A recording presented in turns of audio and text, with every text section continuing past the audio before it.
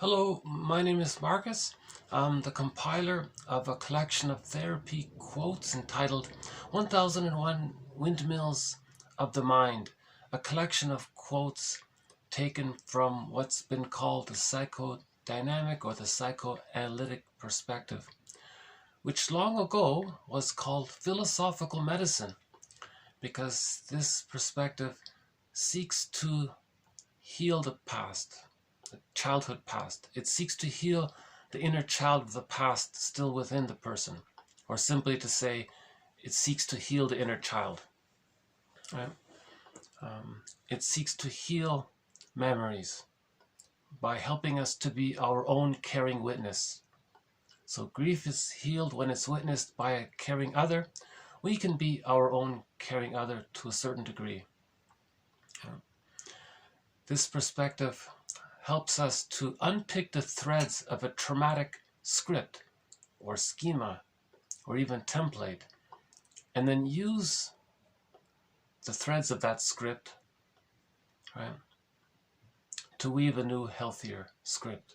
These quotes are helping us to be, in yesterday's video, one metaphor was they're helping us to be our own fisher person. So one metaphor is that in fairy tales, the ocean represents the unconscious, and when a fisher person catches a fish, they reintegrate it. They found something they didn't know about themselves, something that was repressed. It got put into the unconscious. So it's like a fish in the ocean. So if we're our own fisher person, we bring up the fish. These quotes are helping us to be our own existential detective, to help us make links. To link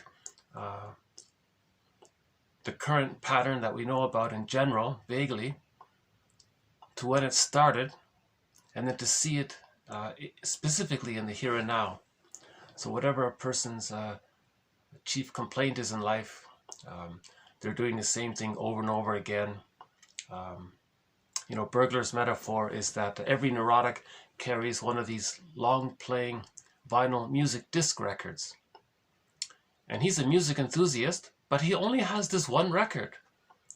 And everywhere he goes, he carries this one record. Every time he sees a record player, he plays that one record. He's doing the same thing over and over again. So these quotes are helping us to be aware of what's on that record, how it originally got imprinted, and then to see it specifically in the moment.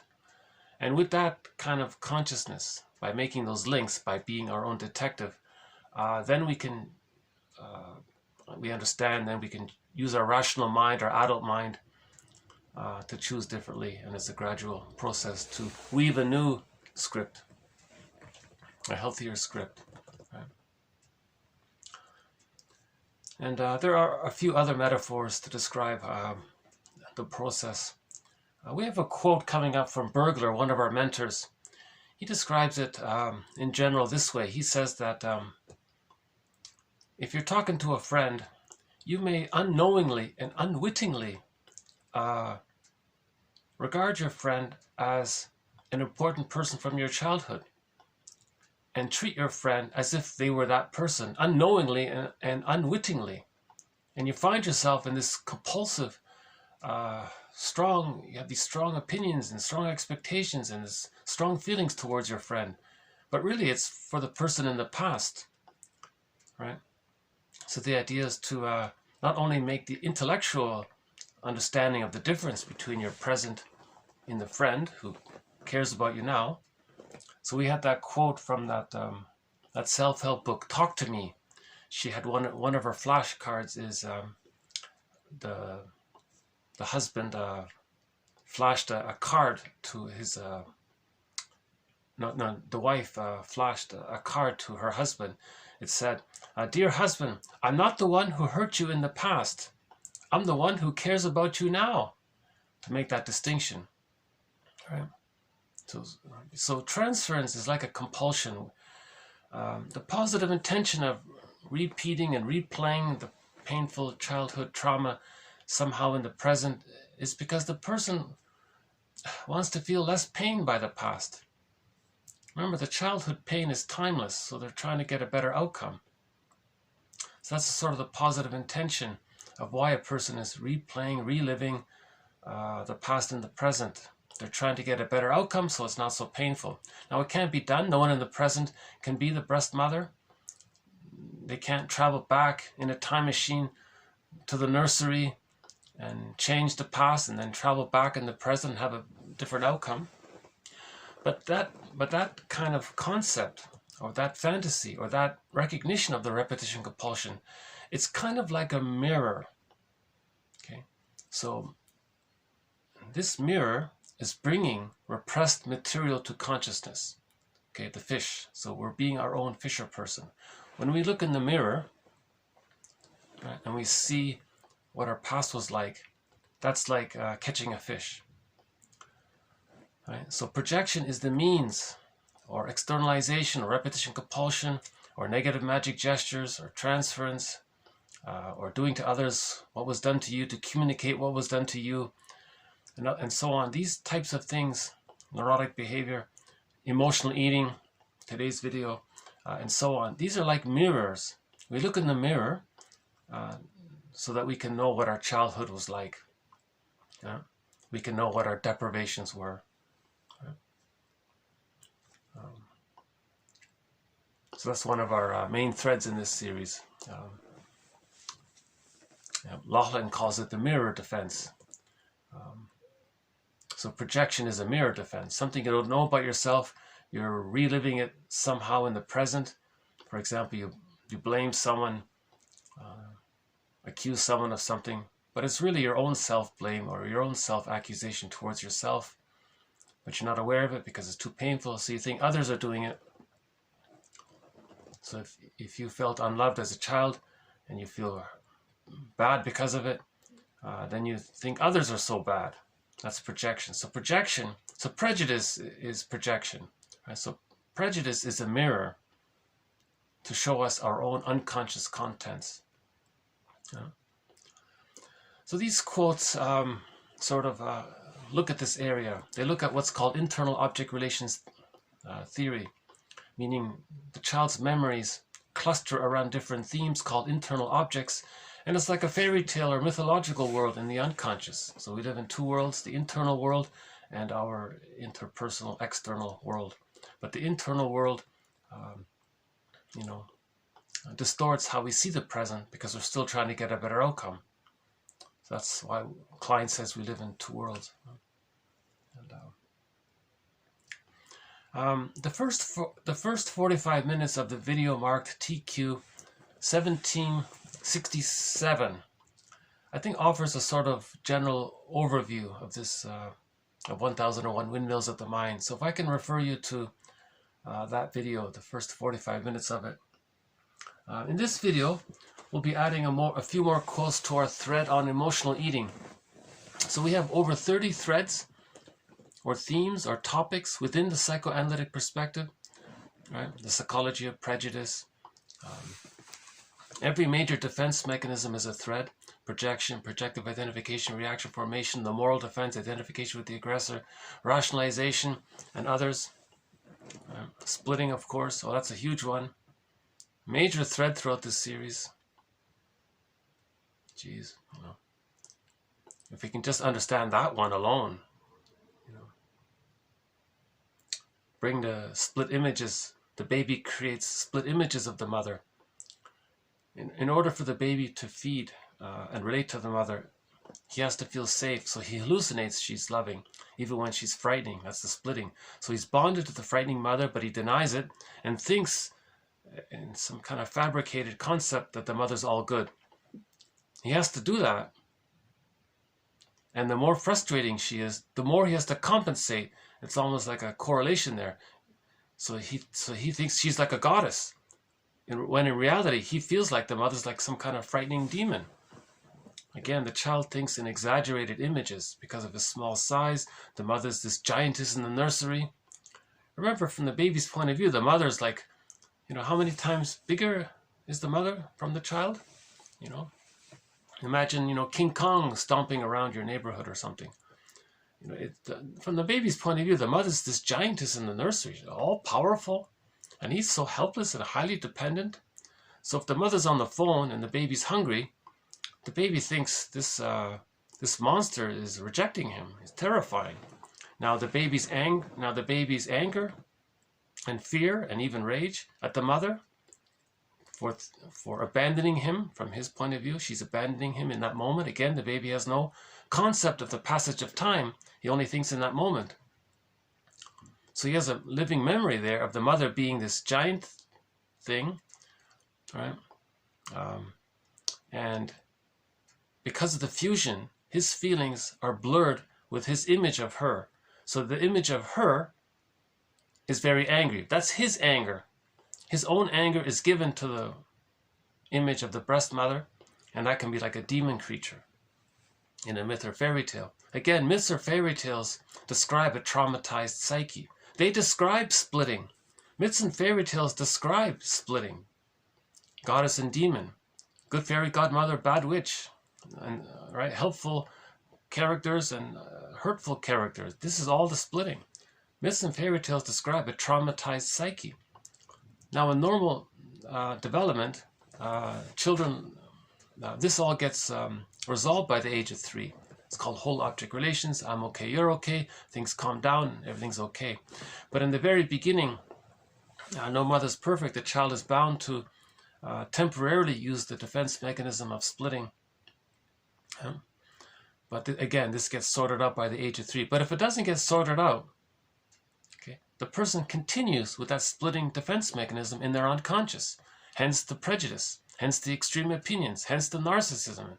This all good and this all bad. They still go on with that kind of babyhood perspective of the emotionality of goddess and demon, good breast, bad breast. They see the world in that kind of compartmentalized, all good, all bad, right? That's unrealistic. It's not true. The mother was just an ordinary woman doing her best. That's the reality of it. She was loving and frustrating, but the child can't handle that ambivalence. Now, when the child can't handle that ambivalence, it's because the mother was more frustrating than loving. Hence the splitting. If the mother is more loving than frustrating, the child can handle the ambivalence. The mother was, quote, good enough. So the child can handle both sides of the mother.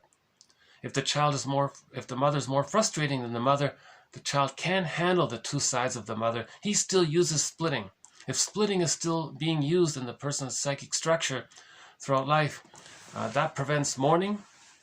If a person doesn't mourn, they can end up as a curmudgeon late in life.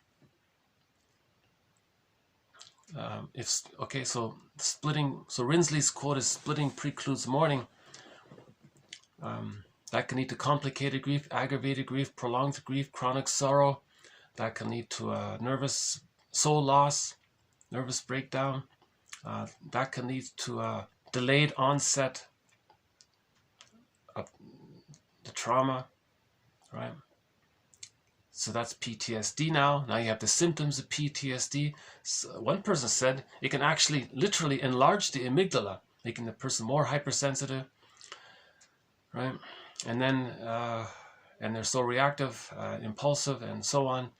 And in late in life, if they still never mourn any losses, they can become a miserly curmudgeon, bitter, stingy, angry, because they're still waiting for mother's love. They're in their 80s or whatever, and they're still waiting for mother's love, and they're growling and angry all the time, and they're still not getting it. They're still caught waiting for mother's love, and they're waiting, and they can't leave. And everything, now they project mother onto the whole world, and everything's so disappointing. So that's why they're miserable at everything, because mother's still rejecting them. Why are they still waiting for mother's love when they're 80? You know? So back to the babyhood trauma.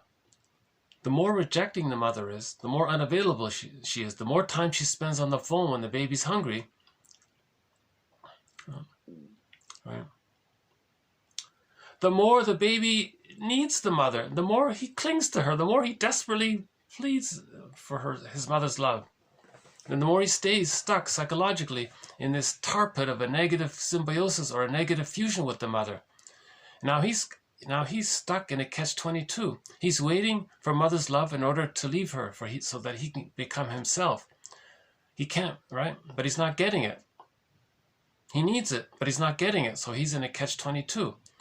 And then he's in a double bind. If he leaves, he feels the abandonment depression. If he stays, he feels the fear of the mother being so rejecting. Right? So if that's stuck there, in the first weeks of life even, that can, when he's 80 years old, he's still in battle with the mother. Angry at the mother, waiting for her love but not getting it, and angry all the time. That's the curmudgeon. He couldn't mourn losses. The psychic structure needed to mourn losses is what's called accepting the ambivalence of the mother. If you can accept the two sides of the mother, then you can mourn losses. Because when you can accept the two sides of the mother and see her not as a goddess or a demon, but as an ordinary woman, right? That's called whole object relations. Whole object relations, okay? She's a person and she's okay. I understand. That means you're a person and you're okay and you understand. Emily Dickinson says, love your wounded neighbor with your wounded heart, or love your flawed neighbor with your flawed heart. We're all okay. We're wounded, but we're still okay. So it's still this I'm okay, you're okay position. We're all imperfect, but we're all okay at the same time, right? Not this goddess and demon kinds of ideas. Right? So the person has to get, okay, so what that curmudgeon, so in order to not be a curmudgeon late in life, at some point at midlife, the person has to forgive the mother. Now, in order to forgive the mother, they have to accept the reality that she was more rejecting than loving. That's a huge shock and a disappointment. Very, very many people are shocked at this idea. They're still stuck in this exaggerated fantasy image that the mother was the world's greatest mom in the world. On Mother's Day, they give her a t-shirt that says, you're the world's greatest. They write songs and they go on and on about it. That's a reaction formation. And the reality was they can't feel the opposite, the truth. So it's called reaction formation. The mother was more rejecting than loving.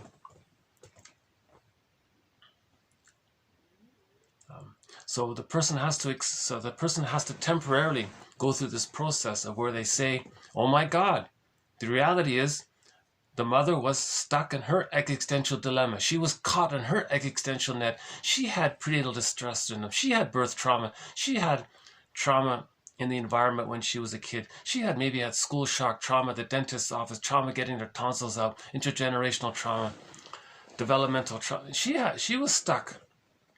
Right? And there could have been a forced relocation as well. A lot of trauma around that.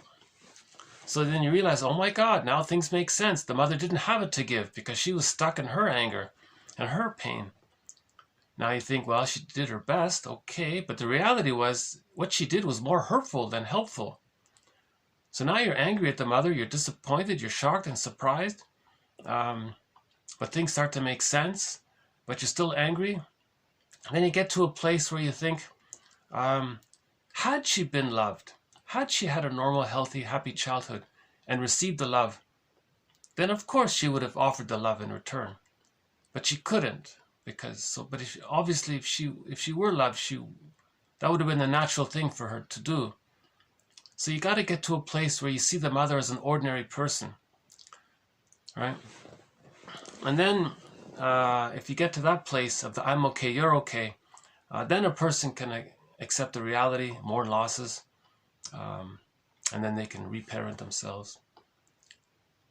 So all of this is called the hero's journey. It's the monomyth. It's for everybody. The story of the Odyssey, Orestes, right? Faust Part 2, Iron John. All of the lead characters in the fairy tales for midlife, right? So the Maiden King, there's a book about that, and the Iron John story, of course. Robert Bly recommends 6 more fairy tales in his book More Than True. Alan Chinen has compiled over 50 tales that describe the midlife. Go I know not whither and bring back I know not what, The King and the Ghoul, right? Brother lustig, stubborn husband, stubborn wife, and he's got over 50 tales that specifically address this monomyth, the hero's journey. So we have over 60 tales or roadmaps around facing the unconscious ambivalence.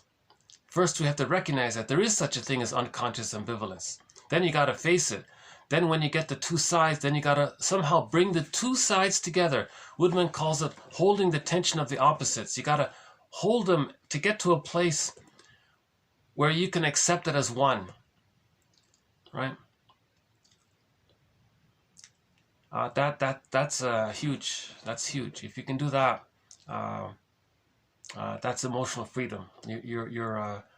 Because when you do that, you find the key under the pillow. So when you bring the two split sides of the concept of the mother into one image of the mother, that's like a pillow. The symbol is a pillow. Underneath the pillow, there's this key. This key unlocks the cage, which releases the golden ball. Yeah? So again, in Iron John, the boy's golden ball, or even in the Frog Prince, the golden ball is down the well, and you have to face the shame. The frog brings it up. You have to accept the shame.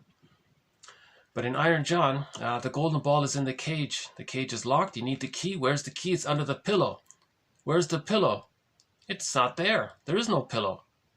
You have to make the pillow. How do you make the pillow? You have to accept the reality first that the mother was more frightening than loving. Then you might think she was only rejecting and there was nothing good about it. That's still splitting. Either the mother was all great or all bad. That's still splitting. There must have been something good there. Okay, now you listen to the song introduction by Bruce Springsteen of his song Independence Day when he was in Toronto. If you look up Toronto Independence Day, Bruce Springsteen, listen to the introduction. He talks about splitting and healing the splits in that introduction to the song. You got to see the two sides. So for a period of time, you may only feel a lot of anger towards the mother. Right? And then you may act that out, and then that's prejudice, of course, is going to come from there. Prejudice, of course, is splitting. Right? Prejudice is your unconscious expression of the truth that you really feel hurt and angry by the mother. You're just displacing it, blaming others and projecting the rejecting mother onto others. Or doing to others what your mother did to you to communicate what your mother did to you. That's still the splitting. Right?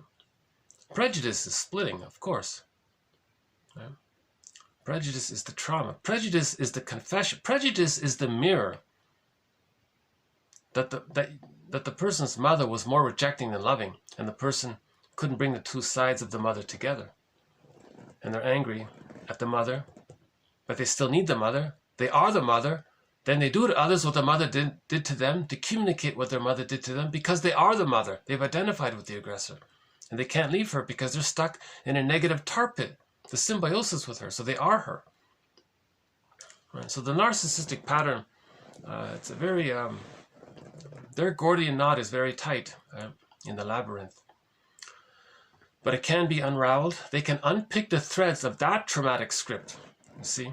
So Charles Burke says, we want to pick the threads of a traumatic script, use those threads to weave a new, normal, natural, healthier script, one that leads to whole object relations. I'm okay, you're okay. Once you get to I'm okay, you're okay, then you find, the real self part of the self, described by Masterson. One of our threads in this series is on the topic of the real self. What is it? What are the capacities of the real self? So the book, The Search for the Real Self by James F. Masterson describes this. Also, his earlier version of that book is simply called The Real Self, also describes it.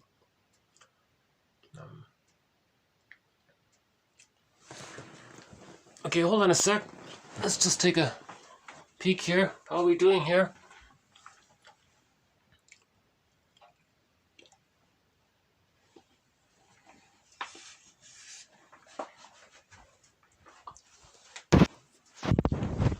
I think today we might get a bit of a sunset at the end of this video. Let's see. We haven't had many sunsets yet.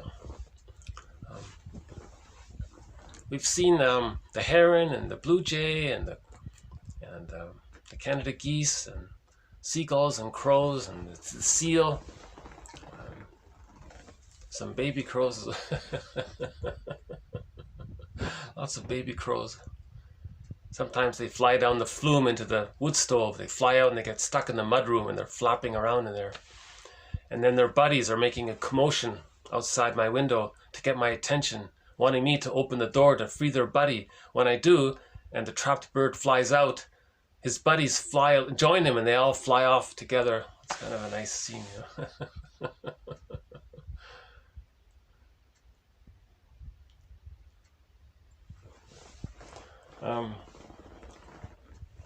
Yeah, so splitting is a major thread in this series. Key concept. Can I suggest looking up TQ 1554 and TQ 151612?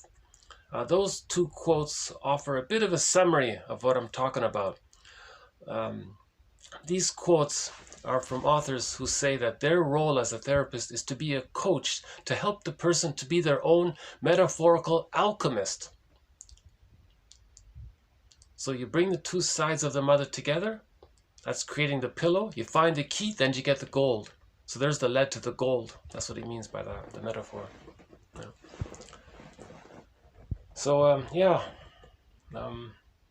unconscious guilt is a thread. The moral defense is a thread. The psychology, that's linked to the psychology of religion. That's a thread. So, as mentioned, this video here will be a few more threads, a few more quotes to our thread on emotional eating. So why don't we just begin here? So again, the best introductory book to this topic is Roger Gould, G-O-U-L-D, Roger Gould. His book is called Shrink Yourself. It's sort of a play on words there. He means analyze yourself. At the same time, if you're overweight, then you want to shrink yourself that way. He means it psychologically, like shrink your narcissism and shrink your false belief that you're so guilty and then you want to punish yourself. Shrink your false belief that you can't take care of yourself, that you still need mother's love. Those kinds of things. A very, very good self-help book. One of the better ones, Shrink Yourself, by Roger Gould. Another good book is The Owl is a Baker's Daughter and Addiction to Perfection. Those two by Marion Woodman. And a third one I think is good is The Pregnant Virgin. Was that right? Yeah, Pregnant Virgin. She says, when you begin consciousness, you realize you're pregnant with new potential. That's what she means, the metaphor there. Because you're new and you're pregnant with new potential, the pregnant virgin. Nothing to do with religion.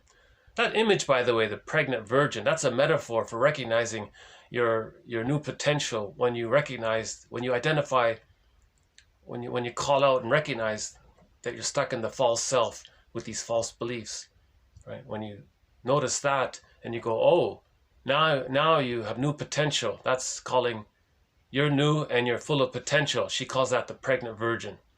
Right.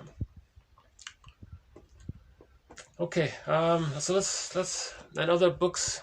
Yeah, there are a couple of other books. Is it what's her name? Prozan.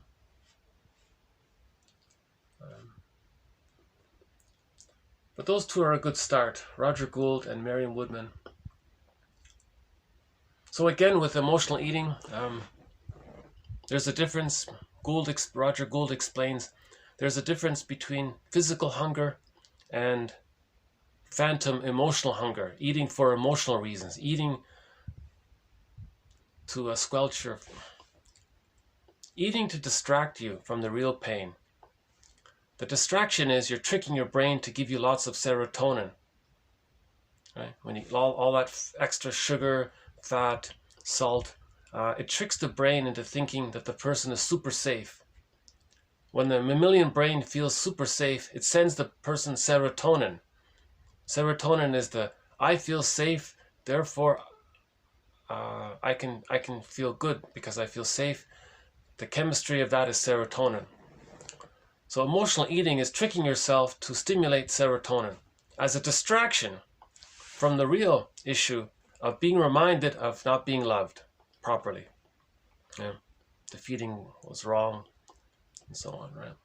The mother was misattuned and used the schedule and the bottle and did it wrong, or was rude in the feeding. The baby just doesn't need to be fed the food. They need the comfort and the soothing and the connection and that intimacy there, that warmth, that safety. That the child needs to think he's still in the womb, actually, for the first 5 months. He's still in the womb. Somewhere between, it varies for every baby, but somewhere between 3 and 7 months. That's called the extended womb for the child.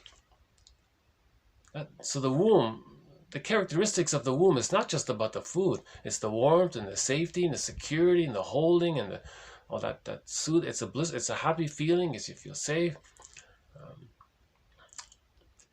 One joke is that the person feels like a magic power king god. He can do everything he wants. He's in this blissful state, and it's all about him. And oceanic oneness, he's a heavenly state, Garden of Eden, whatever you want to call it. That needs to continue after the biological birth. So the mother holding the baby up until, Mahler says the average is 4 to 5 months. At 4 to 5 months, that's when the baby begins to hatch out of that second egg. Right? So the baby, when he's born, needs a continuation of the original egg, the womb egg. That's called the psychological egg. Okay, Mahler calls it the stage of social symbiosis, and the child needs to get his needs optimally met. He needs to get his symbiotic needs optimally met, unconditional. The mother doesn't make conditions or does things according to her way or her attitudes. Whatever the baby needs, he gets it spontaneously. Just like when the baby was in the womb, everything the baby needed, he got it spontaneously, automatically. In the extended womb, that's meant to continue. Now, problems take place there. That's huge distress. Now, the baby's only concept of safety from the mother is the food, because the baby only relates to the breast in the beginning. In the medium of the breast is the food, and of course, the person survives if they eat, but there's the nourishment and the comfort to some degree, because it's connected to the mother. So the first concept of love and safety is food. Now, if there's trauma around that, and all they have is the food, that leads to emotional eating, basically. Right? Okay, so emotional eating. A substitute gratification. A substitute gratification from having missed out on a good enough mothering experience. Okay? So emotional eating expresses or is a manifestation of or is a kind of a fantasy or a kind of an echo of or some kind of remembrance of the pre-verbal attachment to the mother. Okay? So emotional eating, so in other words, unconsciously the food reminds you of the breast, the mother. We're talking about emotional eating. Eating not because you're physically hungry, eating because you feel stress and you want to take away the stress. Mother was meant to take away the stress, right? The food, the feeding, the time with the breast, that takes away this. That's the soothing function. Right? So sometimes the baby was soothed, of course, by it because he survived. So obviously sometimes it worked. And that's all he has. So he's reverting to that again and again, right? Okay, so emotional eating is a form of self-medication in order to allay painful emotions. Okay, a form of self-medication, right? So that's tricking your brain to send you serotonin, right? A form of self-medication in order to allay painful emotions.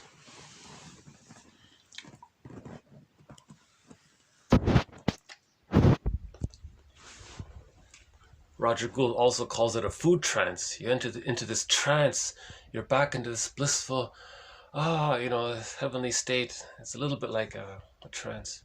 Actually, I'm not sure about that. Maybe it's disassociation. Maybe it's both. I'm not sure about that. But sometimes, yeah, if you're eating the cookies, you feel soothed and you feel that return. You trigger the memory of when you were at the breast, so you feel a little, it's an echo of that. It's like a link to it, so you feel that kind of reminder of how you felt as a baby when you were being comforted, of the times when you were being comforted with the mother.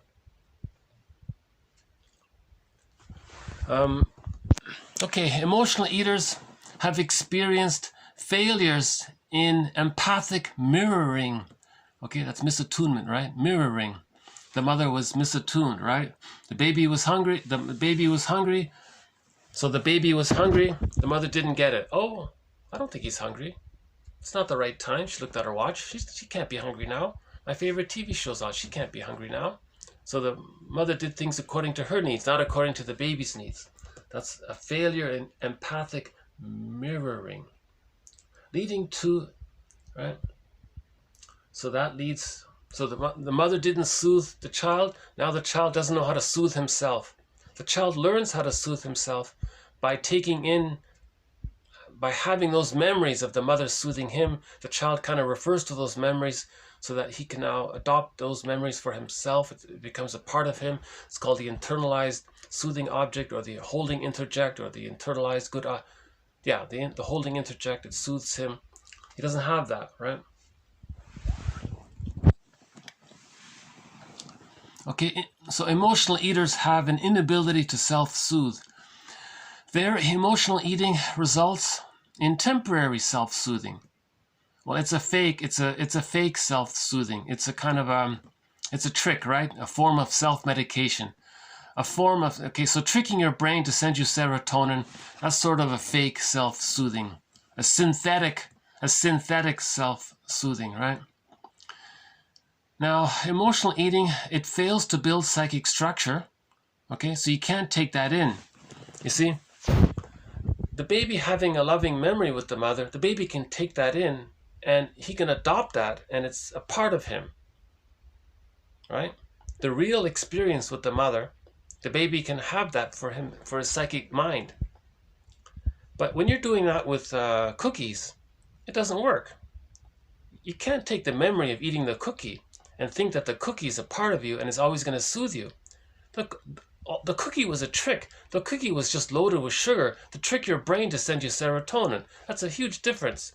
There's a huge difference between psychological self-soothing from the memories of mother loving you versus tricking your brain to send you the serotonin.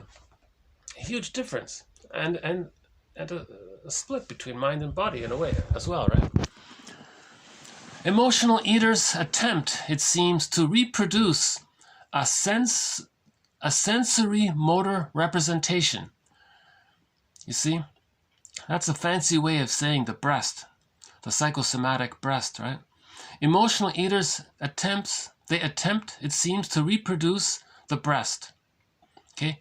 To reproduce a sensory motor representation of the mother and her soothing activities, which have not been properly internalized.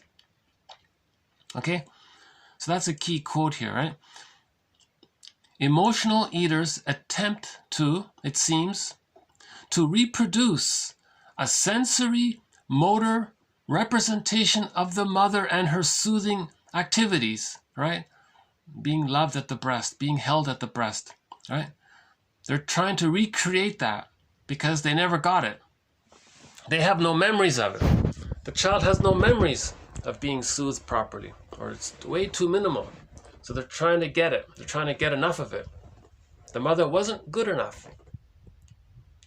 The mother has to be good enough. If she fails that, the child is going to constantly be in reaction to that. So it's as if the cookie it's meant out of fantasy to recreate a fantasy representation of the, sensory motor representation of the mother. That's like a scientific way of saying the breast, right? Which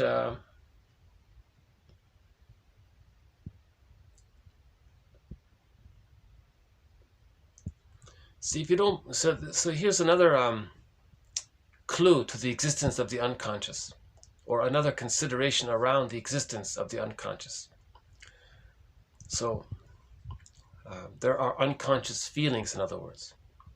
There are unconscious feelings of being scared because, for obvious reasons, right? If the mother's on the phone and the baby's hungry, he's scared, right? And that's still alive in there. So every time we engage, we're not talking about the occasional stress, where you temporarily, a situation happened and you temporarily may have some distraction. We're not talking about the occasional thing. We're talking about, a daily sort of, if every couple of hours you're running to the fridge looking for some cookies, that kind of thing, right? Okay, in early developmental trauma, the unconscious equation of food equals mother remains intact. Okay, now there was this confused young mother, and what she did was, she offers food as a substitute for other needs of the child that she cannot satisfy. Okay. So every time the baby had a need to be seen or accepted or felt that the mother was present, the mother said, sorry kid, I don't know how to offer you this feeling that I'm here and I care about you and that I like you, that I'm present and I accept you. I don't have these feelings. Here's a pacifier and there's some sugar on it. Just trick your brain to send you serotonin to think you're safe. I can't give you the natural love that you need. All right? Sad, very sad situation, right? One quote said every mother should be psychoanalyzed before she becomes a mother, so she doesn't reject the baby unconsciously. To help make sure that the mother doesn't reject the baby unconsciously, when the baby's born, the baby's handed to the mother immediately, barring some exceptions and emergencies, of course, but generally speaking, the baby's meant to be handed to the mother directly. The cord stays, the placenta stays, right? Everything, it's called a lotus birth, a natural birth. The baby's handed to the mother right away because at that moment of biological birth, the mother produces all sorts of hormones to help the baby bond to the mother. But at the same time, as Kennel says, it helps the mother herself to be in touch with her own motherlinessness, her own maternal life force availability becomes available to her to offer to the child. Mothers are there to meet the needs of the baby. Now, if the child is removed from the mother at the birth for too long, and the mother is losing those hormones, she's deactivating, she's mourning the loss even. When the baby's returned, she may unconsciously reject the baby. Get away, baby, you're interfering with my needs to mourn the loss of you. I can't accept you now, go away. So unconsciously, the mother rejects the baby. That's a trauma, that's a birth trauma there. You see? That's why they said that with the birth of farming and agriculture, that's one quote said, one theory was, for 150,000 years, all babies got a secure attachment style. That meant all human beings had a natural, I'm okay, you're okay personality. The personality temperament of Homo sapiens for 150,000 years was this general, I'm okay, you're okay. There wasn't sadism and vindictiveness and us and them. They didn't have these extreme prejudiced, hateful cynicism. There wasn't even cynicism that time. That didn't exist, sarcasms and those kinds of things. But when farming was discovered, she said, 1,000 years ago, the brain got lots of serotonin and we habituated to it. Now, if there's a weather problem and the crops failed, people panicked. So that was the birth of the need to pillage, out of the panic. Now, how do we panic? How do we pillage? The idea was, if we traumatize the babies, they're going to grow up very angry. They're going to grow up with a fake I'm okay and others are not okay. That'll get others in the down position, and they'll be the workers and they'll be the laborers for the others to continue their serotonin. That's the essence, right? So they suffered that, they call it suffer the children. So they separated to create that. And if that didn't work, as insurance, they invented religion, because religion promotes repression. Religion promotes repression, which when there's repression, there's projection. When there's projection, there's prejudice. So we went from the tolerant personality, which we had for 150,000 years, she said, to the invention of the prejudiced personality 10,000 years ago, in order to facilitate the plunder system, the economic pillage system. All right? So the global village was the tolerant personality. I'm okay, you're okay. And then and things changed 10,000 years ago. Suffered the children, inventing religion, and the school systems brainwashed people. And now we have media doing it, and so on. That's another topic. In our thread on the psychology of prejudice, we cover both sides, both the individual dynamics of how repression, so there's repression, there's projection, there's projective identification, there's identification with the aggressor, putting others down to communicate that when you were a baby, your mother put you down. That's called the negative magic gesture. Then there's rationalizations, creating false excuses to hide it all. That's the individual. Then we had the sociological side, right? Sort of out of our control. It was sort of an accident that we found agriculture. We discovered agriculture and farming. We didn't realize it was going to influence our brains so much. You know, I'm sure there were elders and wise people who said, no, don't, let's just stay nomadic, or let's just stay in our egalitarian setups. We lived happily for 150,000 years this way. I'm sure there were elders that maybe saw this, but maybe it was too overwhelming. If we got this huge burst in serotonin, like, whoa, this feels amazing. And people got accustomed to the brain, habituated to that. And then the pillage system began. The pillage system means you create the prejudiced personality. The prejudiced personality, that's like the narcissistic personality. They maintain their grandiose part self, their unloved self, the traumatized self they see onto others. They felt that they were no good. They project it outward and say others are no good. That's the splitting.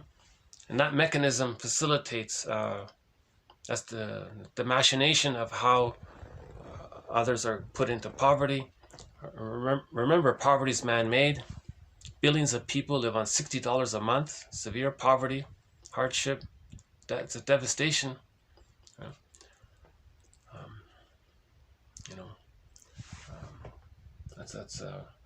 We'll come back to that topic. That's always a tough topic, right? So back to the emotional eating here. Yeah, another dry day in this room here. Sorry about that. Okay, yeah, if I seem distracted sometimes, my apologies. So let's move on. Okay, for the emotional eater. Oh yeah, so this young mother, she always used foods. So the baby had emotional needs to be seen and loved and accepted. The mother said, "No, here, just take the food. That'll do it. That'll trick your brain to make you feel safe." And that child goes, "Oh yes," and then they're in this food trance. They're tricking the brain to get serotonin, but that's a fake synthetic safety. They're not really safe from the love. That can't be internalized. That doesn't build psychic structure, right? Sugar on the plastic nipple thing, whatever those things are called, the pacifier, that doesn't build psychic structure. Psychic structure is only built in a genuine relationship between mother and baby. Then the psychic structure builds. You can't build psychic structure from a pacifier dipped in some kind of sugary thing or whatever, honey, right? Is that what they do? They put honey on that's an awful thing to do. What a awful thing. I was very sad about that story where the mother in the case study, in an earlier quote from a while ago, she actually said that, to the therapist, therapist, when I delivered my baby, she got large breasts for it. That's meant for the baby. She said, "Sorry, baby, I really like this this new sexy appearance that I have, I'm going to use this to, taunt and tantalize my staff at the workplace. And she used the powdered stuff for the child so she can have the fun of having power over the guys at the office. And she never breastfed the kid. It was an amazingly selfish, amazingly cruel thing, because the essence of mother is breastfeeding. The very essence of mother is the mother holding the baby and breastfeeding. That's the role of being a mother. And she said, no, she was very selfish for her own needs. Right? She wanted to satisfy her own needs, to seek revenge at all the guys around her at the office place. Right? She wanted power over them, so she used her new sex appeal. The guys were all staring at her or whatever, and then she had power over them that way. And then she didn't breastfeed the baby. She said she liked this feminine, sexy power. I felt I was a very shocking. I'm very. It's very disappointing that a woman would get to that point. That a woman can get to that thought. It's very disappointing that a woman can't even entertain that thought. That's very disappointing. That the love of the baby wouldn't be there to be stronger than her revenge fantasies over the guys at the office. You see, if the baby is removed from the mother and she's disconnected from the child, she already rejects the child, then it would be easy to do. Well, sorry kid, I already rejected you at birth, so I can reject you further. And now she's going to keep her new bosom, her new physique, to tantalize the guys at the office or something like that. Yeah. So, another scenario is the mother wants to traumatize the child. That means the child is going to be more dependent on her. That means the mother has someone always at her beck and call who needs her. If the mother traumatizes the baby needs her. But really, the mother needs the baby more. That's why she's traumatizing him. She's creating a negative symbiosis. So the mother is turning the child into a symbiotic object or a self-object for her. She's parentifying the child, right? Some mothers parentify the child. Now these children try their best. Sarno calls it, they're going to be a goodist and a perfectionist. They're going to try their best to be good and perfect for their mothers. It can't be done. Now, another author calls it failed empathy. But the result is the child is trapped in a negative symbiosis with the mother, meeting the mother's needs, meeting her mother's unmet dependency needs. Now the mother's always going to be disappointed at the child because no child can be the good mother for the mother. So the mother's always going to be rejecting and hate the child, even though the child is trying his best.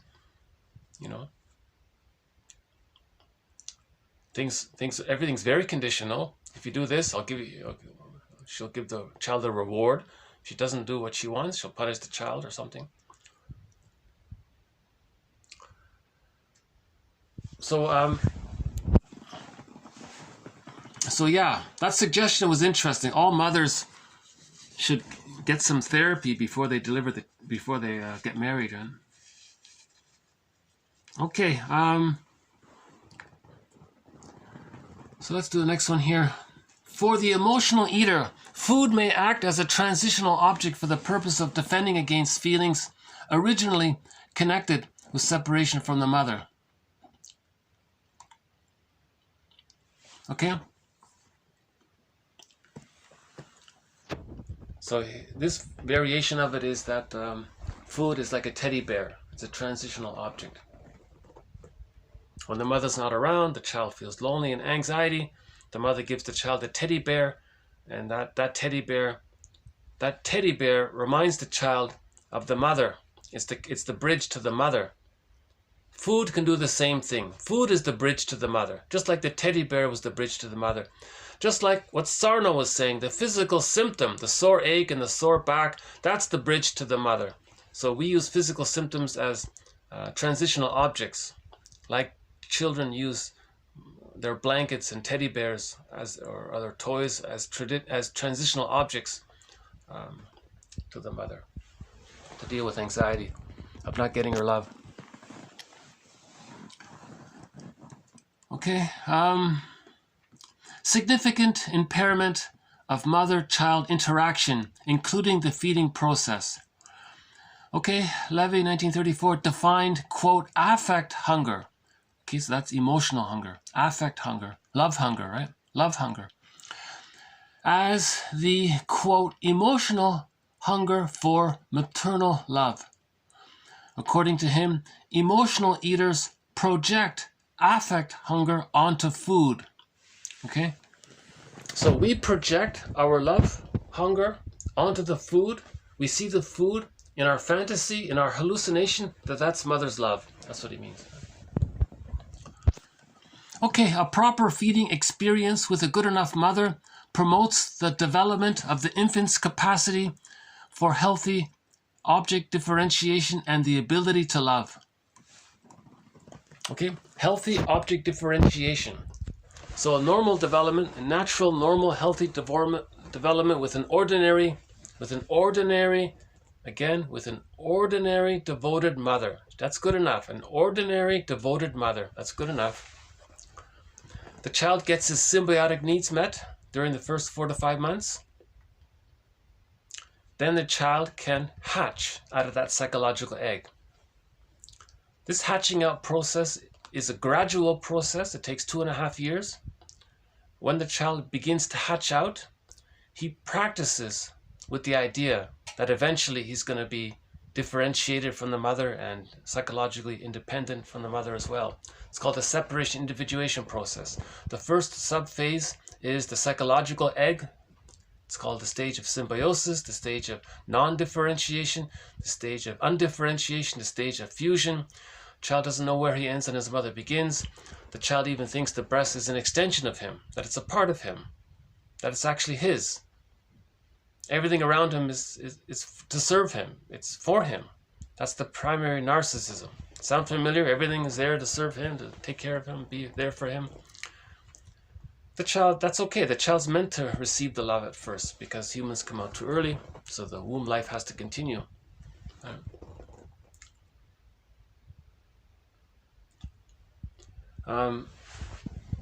What is it? The development. So when the child hatches out of the egg, then the mother offers what's called the mirroring phase, where the child needs to see that who he is accepted, that he is going to be different, that he is going to be on his own. And when the baby looks into the mother's eyes, the mother has this happy look that the child has a separate existence and they're unique, and that the mother accepts it and likes it and loves it, and celebrates it. You're special, you're unique, and she has wonder and happiness and joy about it. The child sees that. The child thinks, oh, I'm a unique person myself. Wow, cool. Rather than the child thinking, oh, my purpose in life is to serve my mother, to take care of her, to please her, and do what she wants, and to mirror her, and to satisfy her, and take care of her. Really? Ooh, that's painful. Ouch. So the child loses his true self. That becomes the hungry, enraged, empty part self, the despised self, the hated self. That becomes repressed. In later life, a person may see that despised self onto others and say how bad they are, because he can't face it within. Now the grandiose part self is still there. Okay, the grandiose part self lasts up until the age of 18 months, where he thinks everything's about him. So he holds on to the grandiose part self. That's the primary narcissism. But his true self became the hungry, enraged, empty part self, or the despised self, which is repressed and then seen out onto others. That's the prejudice from there. Thinking that others are so bad because he can't admit that he feels so bad, or that he came to that conclusion with mother's unavailable love. He came to that conclusion himself. It's a false conclusion, but he came to that conclusion understandably so because he was so terrified. So let's say the child is mirrored and seen at the age of 18 months. The primary narcissism dissipates. Then the child has a greater sense of differentiation of I, her, separate people. Oh, he's a person, mother's a person. That's moving towards the I'm okay, you're okay. Now, from 18 months to 36 months, the mother is a secure base, and she provides improv. It's called communicative matching. When the child discovers something, the mother says, cool, I can show you what I know about it, and she's sharing her knowledge. She's doing improv, yes and, for the most part, right? More so than not so, let's say. So the improv is good enough, you know.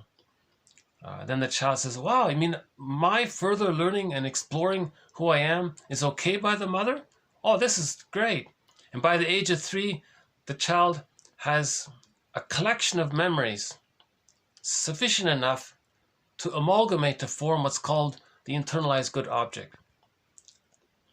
This allows the child to get the key out from under mother's pillow. His life force decathects from the image of the mother, and it cathects to himself, and then he has access to the real self with the various capacities. That means in relationships, he can maintain, I'm okay, you're okay.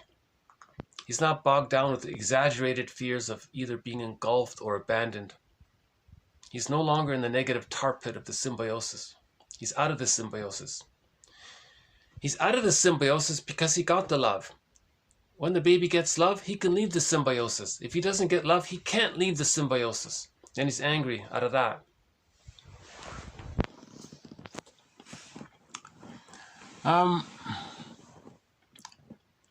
Okay, mother and infant appear to be out of step with one another in their interactions, leading both to experience increasing levels of frustration and distress. The infant's feeding becomes more directed by his emotional rather than physiological needs.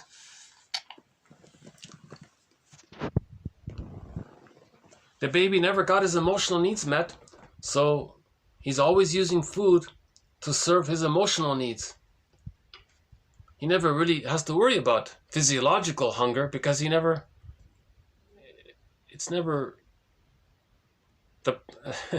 his emergency is to meet his emotional needs. His physical hunger seems to be okay, right? So a lot of people say this. They say they don't even know when they're physically hungry. A lot of people say that. Am I physically hungry or is this emotional hunger? They can't tell the difference between physical hunger and emotional hunger. They get emotional hunger and they say, oh, I'm hungry. Really? No, I'm not actually. Yeah, I'm glad you asked. You see?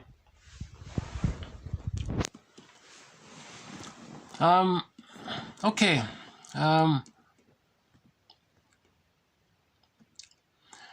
The lack of mirroring and the inability to read and respond to the infant's cues was the first salient feature of the eating disordered infants. Okay, so eating disordered infants, it was traced back to the lack of mirroring by the mother.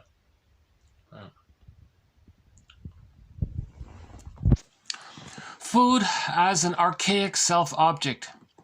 Okay, food as an archaic, that's the primal breast, right? That's another fancy way of saying breast. Food as the mother's breast. Food as an archaic self-object is used as a self-regulating function, as defensive stimulation. See, it's a defense mechanism, right? The stimulation, that's a distraction. You see? Defensive stimulation. So food, emotional eating is a defense mechanism, and you're stimulating the brain to trick you to send you serotonin. So it's a defensive stimulation. It's a defense mechanism as a protection against emptiness, as a protection against feeling the hungry, enraged, empty, despised, unloved, shamed part self. Right? Now, food is invested with much, quote, primary childhood intensity. Okay? Now, giving up emotional eating would trigger the abandonment depression. Hence, the return to the food. And that's why they eat so many cookies. Okay, related to this, from Bowlby here, a child's emotional development is very dependent upon mother's unconscious feelings about him.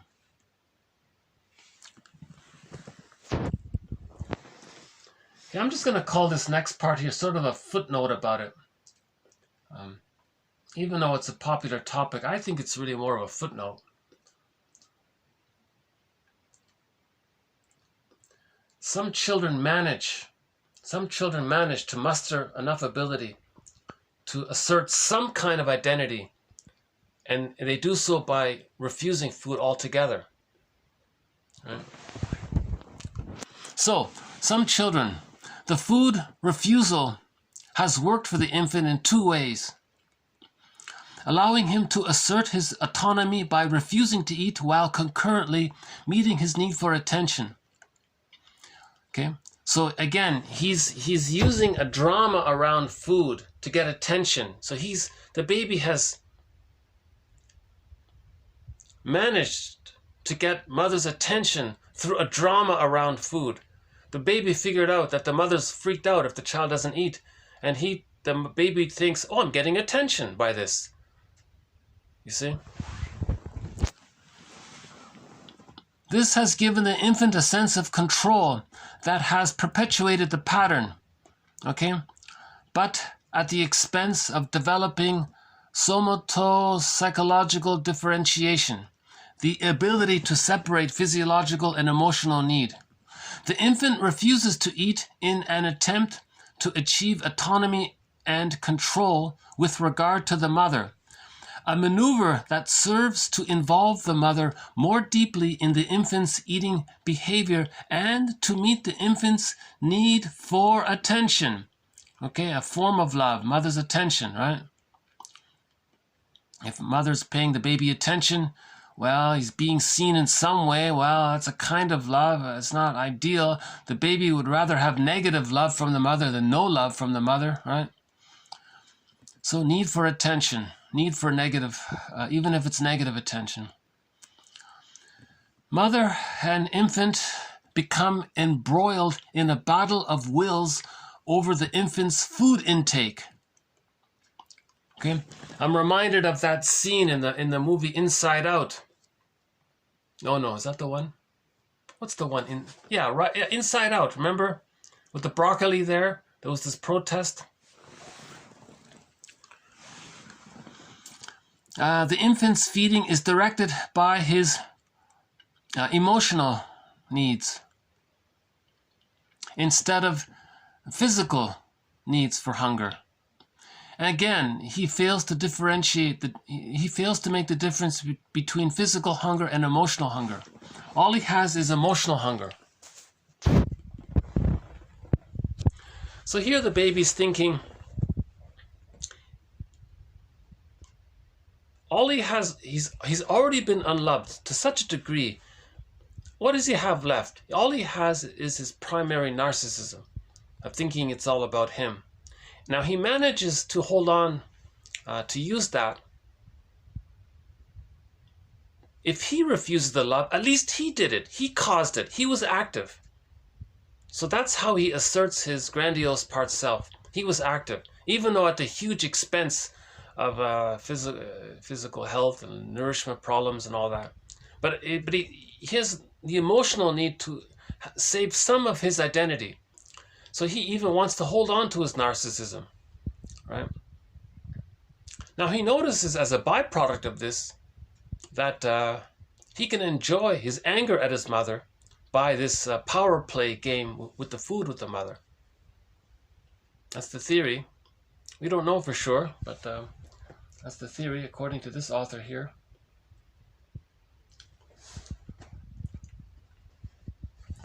Okay, let me go just take a look here. Hold on. I'm wondering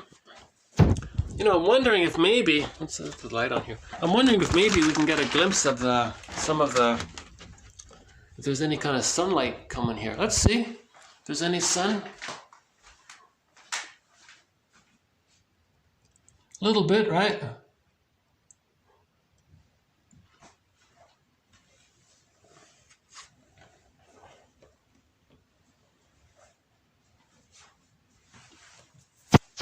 Okay, I'll come back. Maybe we'll get some more.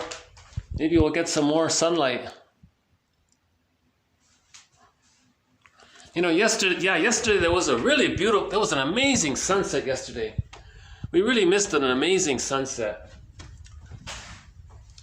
You know, yesterday it was just the most amazing red. I've never seen it before. The most amazing hues of red. It was like a real. There were like 10 different shades of red and light red and darker red, and today not so much. But once in a while, it's there.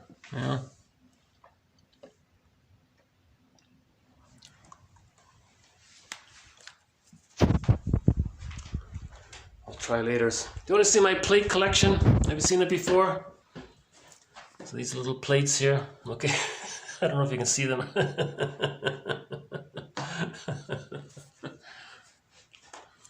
I'm just sort of taking a little break here. We have a few more quotes left here.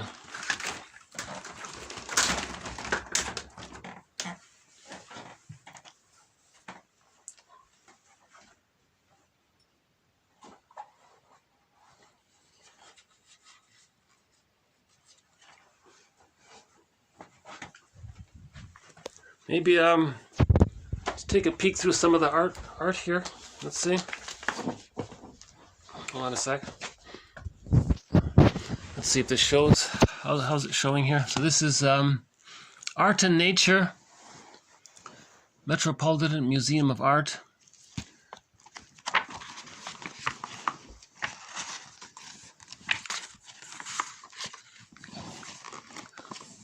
We receive but what we give, and in our life alone does nature live. Oh, okay. Interesting. Okay, let's see. Okay, The Artist's Garden at St. Clair, 1856, watercolor.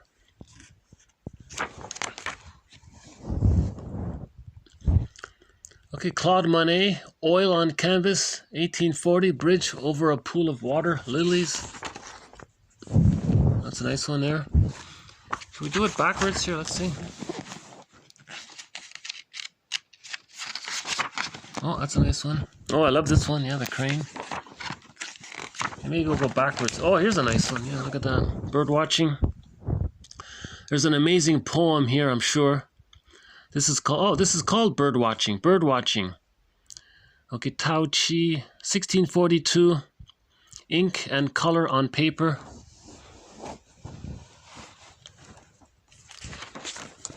Another nice one here. How's it showing up here? Birds and flowers of the four seasons, fall and winter. Okay, what's this? Ink. Gold leaf on paper. That's nice, eh? With the crane. Another nice one.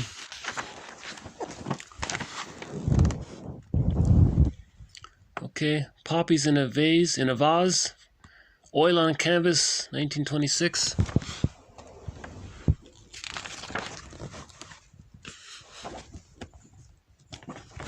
Okay, figures in a Persian garden. Okay, tile, wall, panel, glaze, painted 17th century. Okay, looks nice.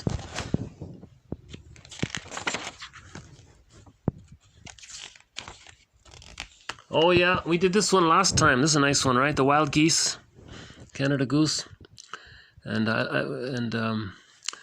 this is a nice little poem here. She's Mary Oliver. She says, "Whoever you are, no matter how lonely, the world offers itself to your self-reflection, to your free association, to your introspection, to reading quotes, to gaining knowledge, to your imagination, to your thinking and consider. The world offers itself to you, in other words. It calls you, okay?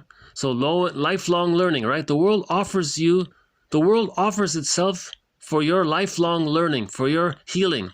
The world offers itself to your healing. So the moral revolution is to heal ourselves, right? So the world offers itself to your healing, right? It calls you like the wild geese, harsh and exciting, over and over, announcing your place in the family of things. It's a nice poem. Okay, that's a park one there. What's this? Okay, 1894, gelatin silver print. What's that? Green sea. Oh, the mountains of the year.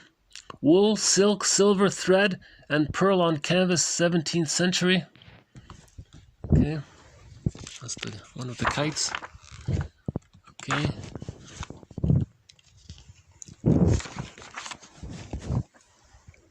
Oh, the grapefruits one, yeah, okay.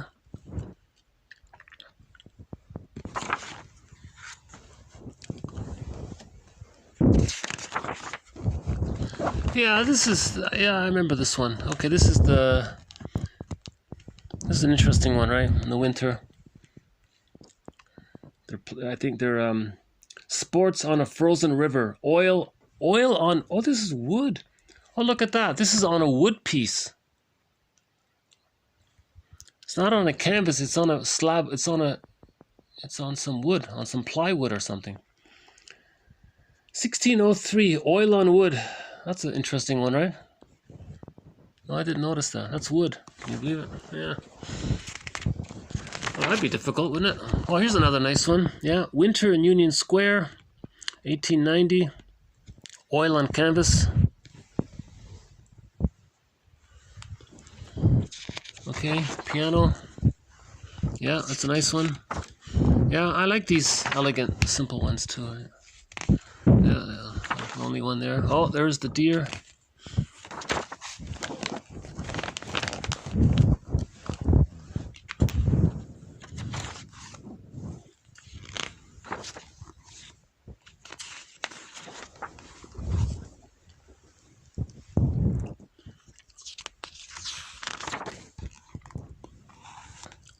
Finches and bamboo. Ink and color on silk. Okay, silk. Yeah, some of these silk ones are. Oh, yeah, I like this. Yeah, I like this one. This one shows up a lot, right? This one here. Sorry about the lighting here. Yeah.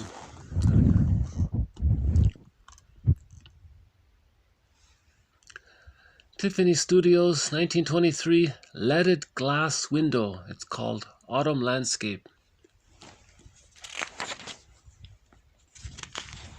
Okay, another nice one here. What's this? Okay, trunks of maple and birch with oak leaves. Okay, 1956. Dye transfer print. Okay. Oh yeah, I like this one here. This is a good one with the falls here. See the waterfall. See the poem says, waterfalls apart in air hangs like hair. See, it hangs like hair. So you have the image there of a woman, right? Of your mother, right? See, it hangs like hair. So already there's an unconscious association of your mother there, right? Woman with her long hair. Light instills, okay, of water falling, okay, that's the hair again. The cliff stands. You see, the cliff stands. Your mother is stable. Your mother is there. Your mother is present. So unconsciously, we feel, okay, mother's present, mother's stable, she's there. That's the good breast. The good breast was meant to be there. The good breast was meant to be stable. Okay? So the baby's first concept of the mother is the breast. So if we have this poem as a reminder of the mother, we're going to unconsciously be reminded of the breast. And now we have an association between breast and stability. You see? So that's the power of art. It does these unconscious associations, you see? Okay. Bahamas.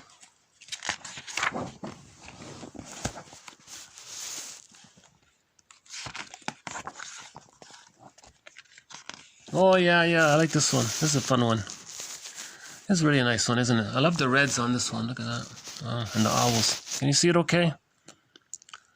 This is called Owl Beneath a Lotus Flower. You see, that's a lotus flower, and the owl is beneath it. Wow. Okay. And this is all silk, by the way. These are silk threads, right? Wow.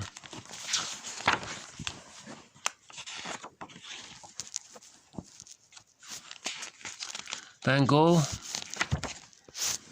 Okay.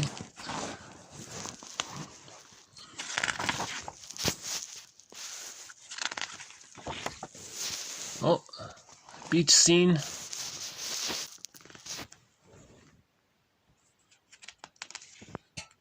Okay, what's this one? The cat, rice fields. So the cat is looking at the rice. Okay.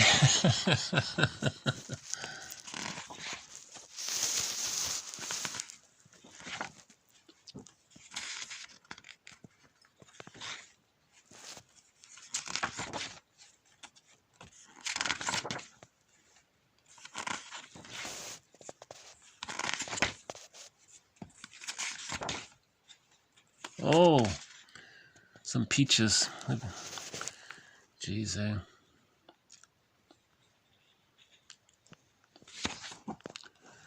When was the last time you had a real, genuine peach? Jeez, since childhood, huh?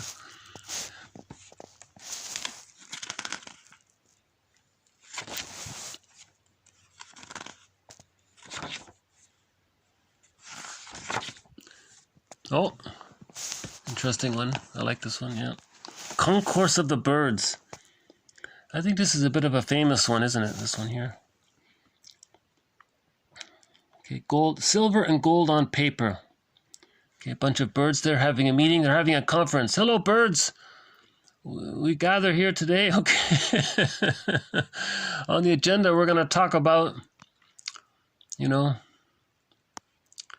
how wonderful it is to fly. We're going to share our tips on the wind currents and our migration patterns. And see a peacock, of course. See a peacock there in the middle. He's showing off there. Okay.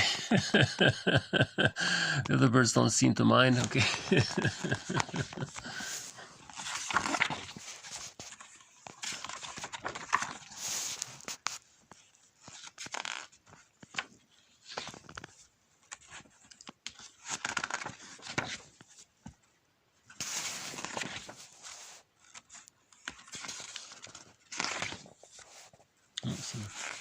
Seed catalogs, yeah.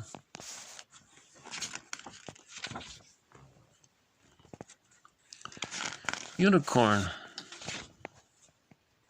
Tiger and Cubs, oil on canvas, 1824.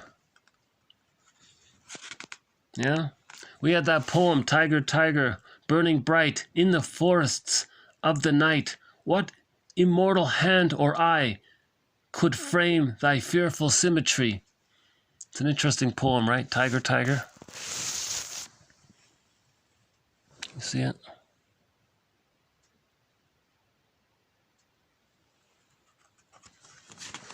Another one here. Oh, that's a lion at rest.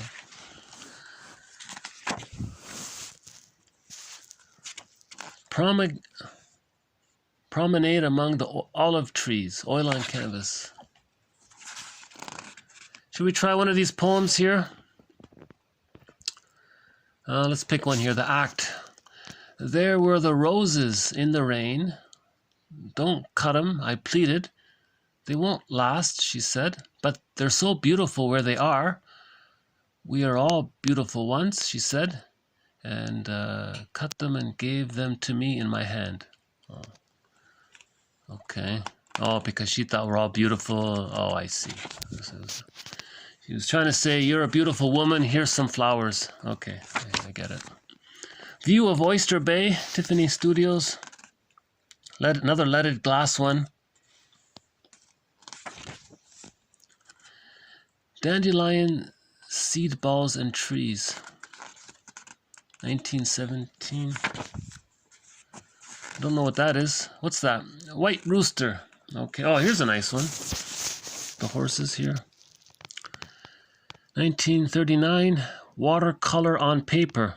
Horses in the rain. Horses in the rain. Yeah. Tears.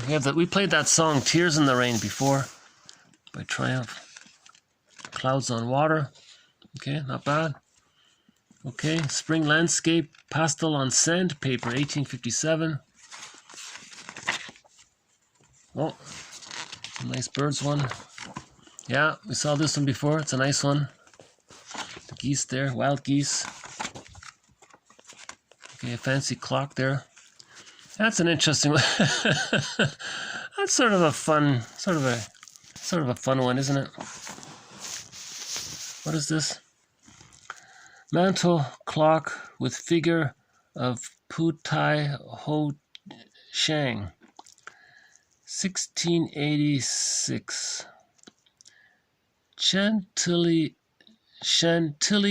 porcelain figure with flowers of soft and hard paste porcelain on a gilt bronze base, 1745, French. Julien Leroy, 1687. Okay, it's kind of nice. Okay.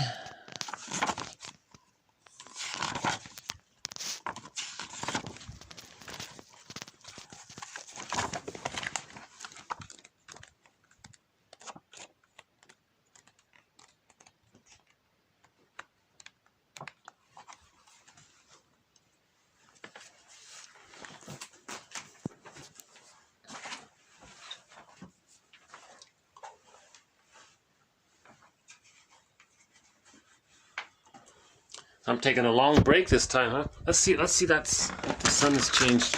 Because it doesn't last long, you know, when the sun appears. Let's see. No, still not yet.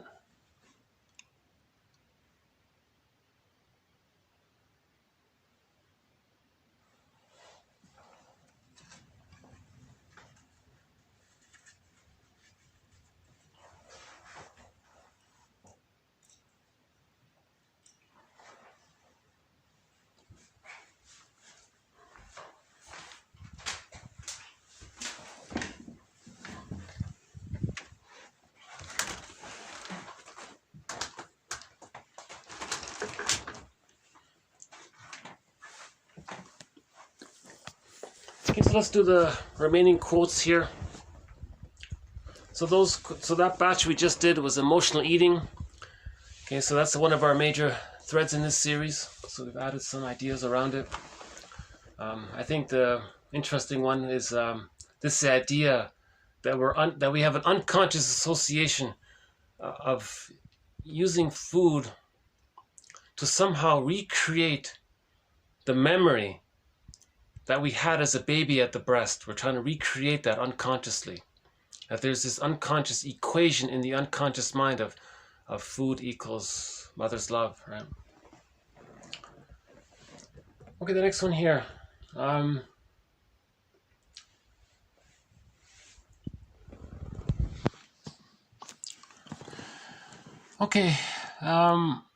therapist needs to appreciate the way in which the client reports an event. Even though memories often contain distortions, the therapist needs to appreciate the way in which the client reports the therapist needs to appreciate that the way in which a client reports an event does represent psychological reality. Okay, so whatever he's saying, there's some kind of psychological reality to it. So you're writing something in your journal and you think, well, if that's an event, is that true or not? You're not 100% sure, but there's a psychological reality to whatever it is you're writing in your journal or whatever you're saying to your friend, or right? So you want to look for the psychological reality that underlies the manifest expression. Some of it's true, some of it's an elaboration, some of it's symbolic or metaphoric, or maybe it's an approximation, or maybe it's an attempt, maybe it's a defensive account of it.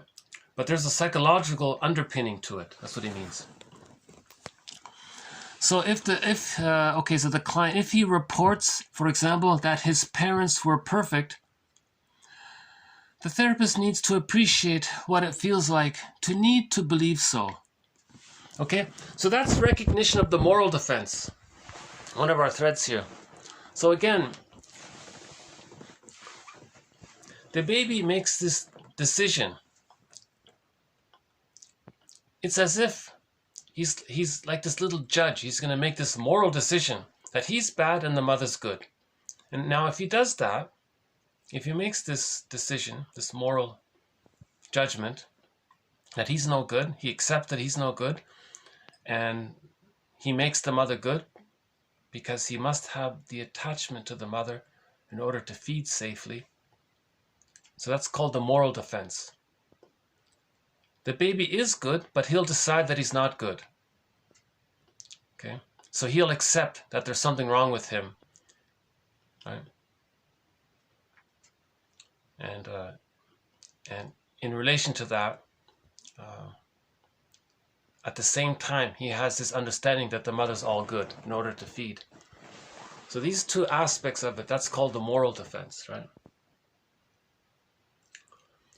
So that in other words, every child begins with the attitude of, I'm not okay, you're okay. That's the moral defense. It's temporary. It's just meant to last up until the first 3 years. At the age of 3, the child says, oh, okay, I've been loved enough. Oh, I'm okay. Oh, yeah, and mother's okay too. Not perfect, but she's good enough. She's okay. That's the I'm okay, you're okay. That's normal, natural, healthy development. Everything else is an aberration. Everything else represents trauma. If the child is still holding on to I'm okay, if the child somehow manages to hold on to I'm not okay, you're okay, he'll be a clinger, a codependent, a pleaser. He over-idealizes others. He thinks others are so amazing and he's not so good.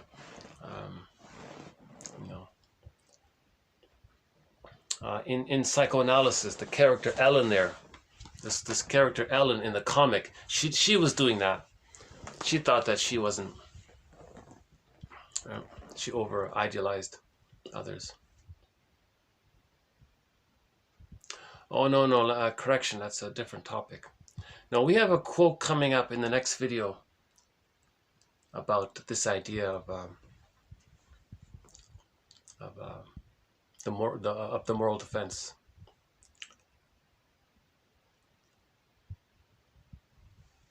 Now, I got it mixed up there. The story with Ellen here, this is about unconscious guilt, this story here. So we'll return to that one later.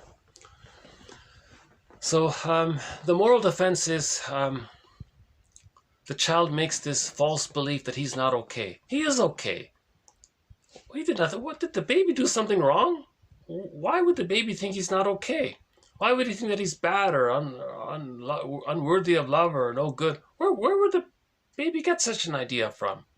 He would only get it if the mother's misattuned, using the bottle and the schedule and being on the phone, or the mother is stuck in her trap of doing to her child what the mother did to her because she wants to communicate what the mother did to her, or the mother using the child as a security blanket to soothe her. The mother's caught in these kinds of things, so the child thinks, wow, I must not be good then. It's a false belief, but the child somehow ends up with that conclusion. It's understandable. If the child is unloved, he feels hurt, he feels shamed, he feels humiliated, he feels unwanted, is the hungry, enraged, empty part self. So he comes to this final conclusion, I'm not okay, there's something wrong with me, there's a flaw with me, there's something wrong with me. It's a false belief, but he temporarily has that idea. Right? Now if that's stuck there, he's the codependent and he thinks others are always so great. Right? The codependent will marry a person with a narcissistic pattern and think they're so great. It's called sweet lemons. They're ignoring the reality that the person with the narcissistic pattern is just using them and doesn't care about them. And they deny it because they're more invested. They have this greater psychological need to think that others are so good because they're stuck in that trauma of I'm not okay, you're okay. And they're stuck there with that traumatic script. A more severe, no, that's not so bad actually. A more severe trauma is the child can't hold on to I'm not okay, you're okay. If the mother is way over the top, too abusive, the child gives up. he identifies with the aggressor. The aggressor was, in his fantasy, okay. He adopts that fake okay position for himself, and then he says that he's okay. And then he says that others are not okay. But when he says that, he means his hungry, enraged, empty, he adopts his mother's opinion that he wasn't okay. He sees his unloved self onto others and says that others are not okay. So when a person with a narcissistic pattern says, I'm okay, you're not okay, he means himself not okay, seen outward in his unconscious fantasy, seen outward. He's replaying and repeating his experience with the mother. So when a person with a narcissistic pattern thinks others are not good, they're trying to communicate that that's what their mother said to them. So that's a mirror. Now, so this is a more serious trauma. I'm okay, you're not okay. That's a sign of a greater trauma. Because the pain was so great, the child couldn't hold on to, I'm not okay, you're okay, to reach the age of 3 where he can come to the natural conclusion of saying, oh, that was a false belief. No, I am okay, and mother's okay. Or Iago says, I'm not okay, and others are not okay.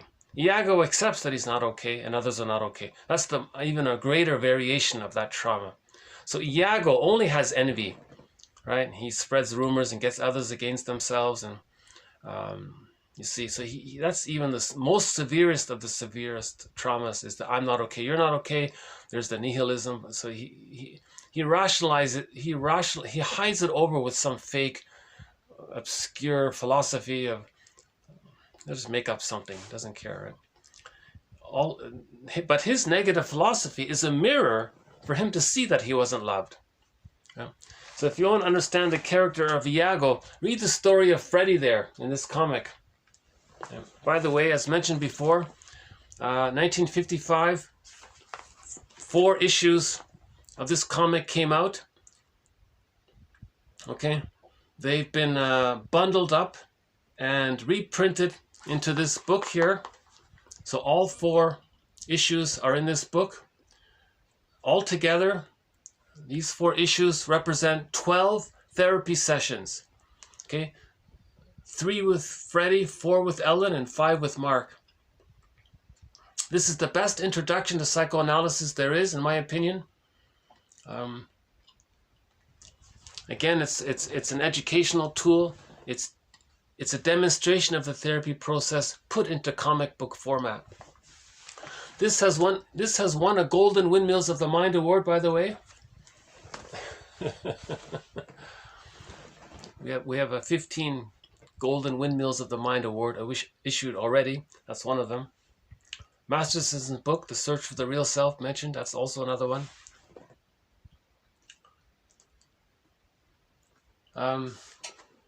So that's more about the moral defense. So if a person has these over-idealized opinions about others, that's a psychological situation. So the therapist is meant to have an appreciation of why that exists. Every child must fantasize that the mother's good, even if she's frustrating, in order to feed properly. So that's having empathy. So these quotes, 1001 Windmills of the Mind, are helping us to have empathy for ourselves and for others. You see? The client's state of mind is influenced also by episodes that have been actively forgotten or split off. As therapy progresses, new data emerges, and remembered episodes that were understood in one way are now understood in another. Okay? It is important to assess the degree to which the client appreciates the general concept that unconscious memories influence present-day behavior. Okay? it is important to assess the degree to which the client appreciates the concept that unconscious memories influence behavior. Some therapists say they don't accept clients, that they don't want to, they're not ready. If they reject the idea that unconscious memories, hence unconscious feelings, see there's a split there, the memory, the event, and the feeling are split apart. So unconscious memories and unconscious feelings, that they can influence present-day behavior. If they reject that, some therapists say they're not ready. When you're ready, come back, kind of thing, right? The moral revolution is to heal ourselves.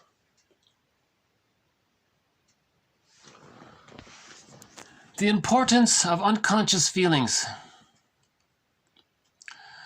The client learns that loss is usually accompanied by strong feelings, and that these feelings might have been pushed from awareness, only to return in some disguised form.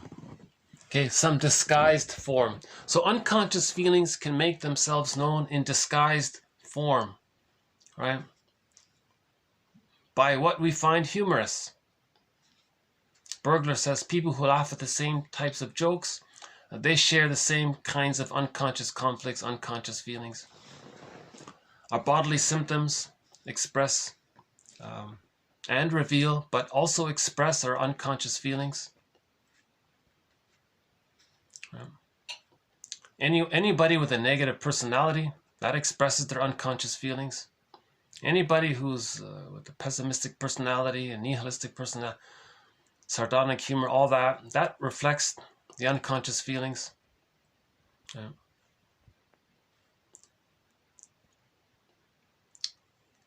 In that comic there, Ellen, she had unconscious anger. She had unconscious guilt about her fantasies against. She hated her sister, so she had all these thoughts about it, and she felt guilty, and she thought. And in response to that anger towards her sister, she developed symptoms, headaches and other things.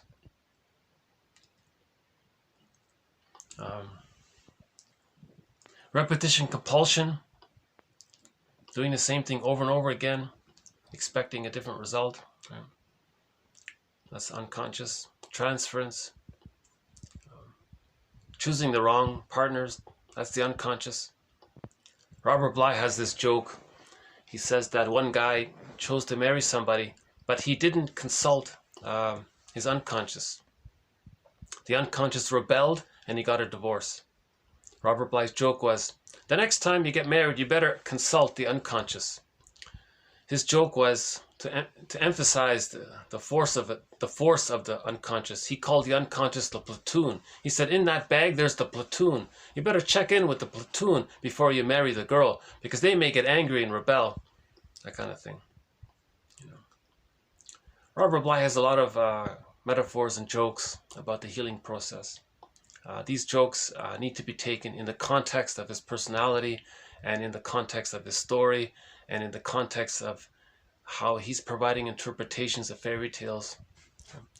Another Golden Windmills of the Mind Award was issued to Robert Bly's audio material, all of his audio material on the Shadow, on his on Iron John, on the Men's Movement, the Mythopoetic Movement, and so on.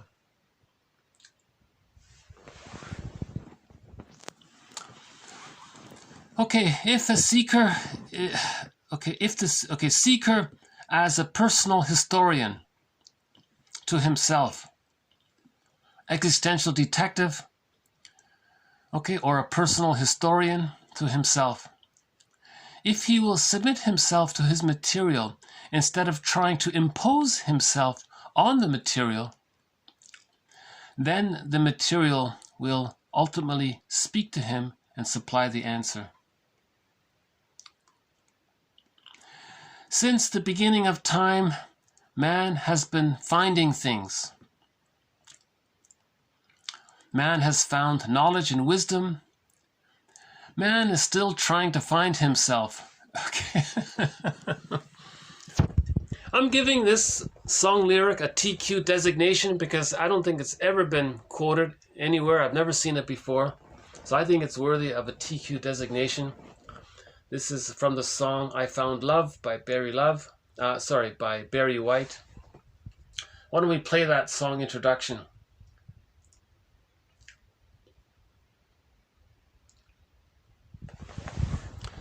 So this is the song called I Found Love, and the singer is Barry White, off the album The Message is Love. But let's play a part of it here.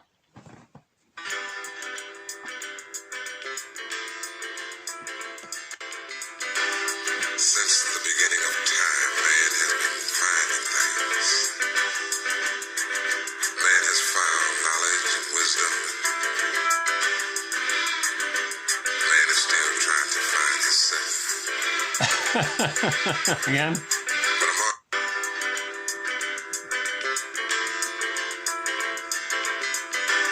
Since the beginning of time, man has been finding things. Man has found knowledge and wisdom. Man is still trying to find himself. A great line. Let's do it again.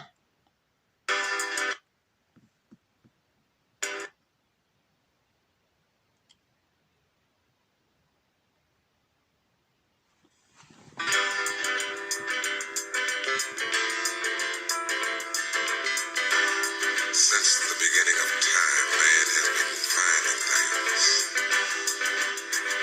Man has found knowledge and wisdom. Man is still trying to find himself. But among those great findings, maybe I want you to know that I found something too. Baby, I found love. When I found you. One is a lonely number. Sometimes it's lonely and blue. One really needs somewhere. Girl, I found you. I really do believe I found love.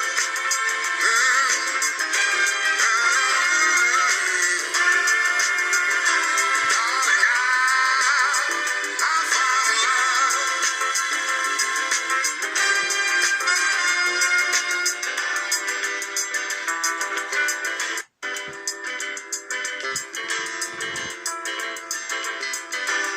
Since the beginning of time, man has been finding things.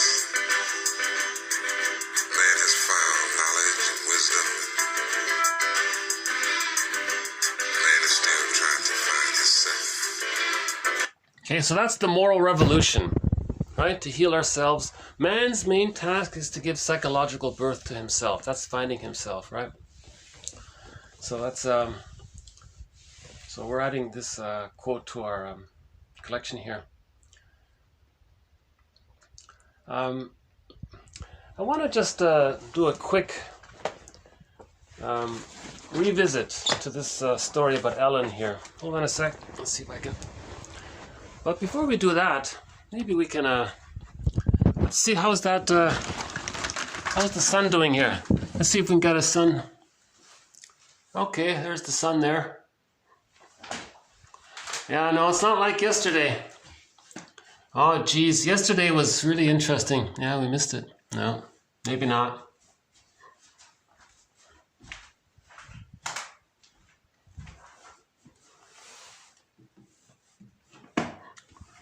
Okay.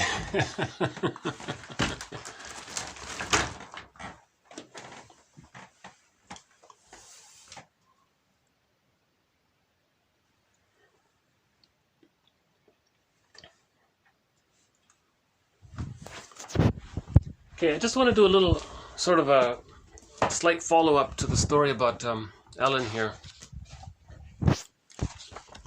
Hold on a sec.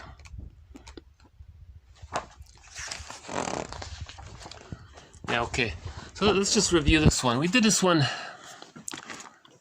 So Ellen is one of the clients here, right? So again, there were 3 sessions with Freddie, 4 with Ellen, and 5 with Mark here. So there's Ellen there on the couch. So she had a lot of unconscious guilt, right? So let's review this one here. The conscious mind is a protector, Ellen. It protects us from our subconscious. It censors our true inner feelings. By putting blame on Ted, on your uncle, on your aunt, on everyone, but where it actually belongs, on yourself, you are consciously protecting yourself from your true inner feelings. I don't understand. Why should I subconsciously feel that I'm so bad when I'm not so bad? Why should I want to drive love away? Okay. So she had a lot of social anxiety, right? She was a bookworm and withdrawn and all that. Refused all the invitations and everything, right? Because in order to be able to receive love, you must be able to give love. Do you mean that I'm not capable of loving, that I have no capacity for it? Not at all. Still there? Is it showing up here? Sorry, I don't see what you're seeing quite. But not at all. You're afraid of love. Afraid of being rejected as you were in your childhood.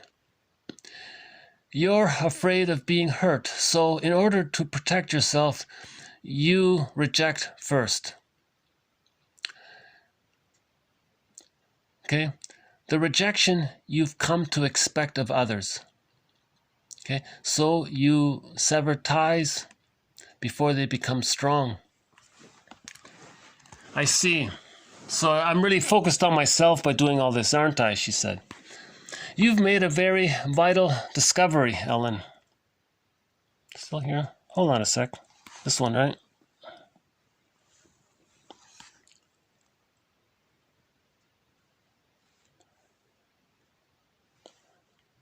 Is that it there? This one here, right? Okay. You've made a vital discovery, Ellen. Most neurotic behavior stems from selfish motivations. In your case, you shifted the burden of guilt for your unhappiness upon other people instead of yourself in order to protect yourself from self-blame, self-guilt. Okay, so go on, Ellen.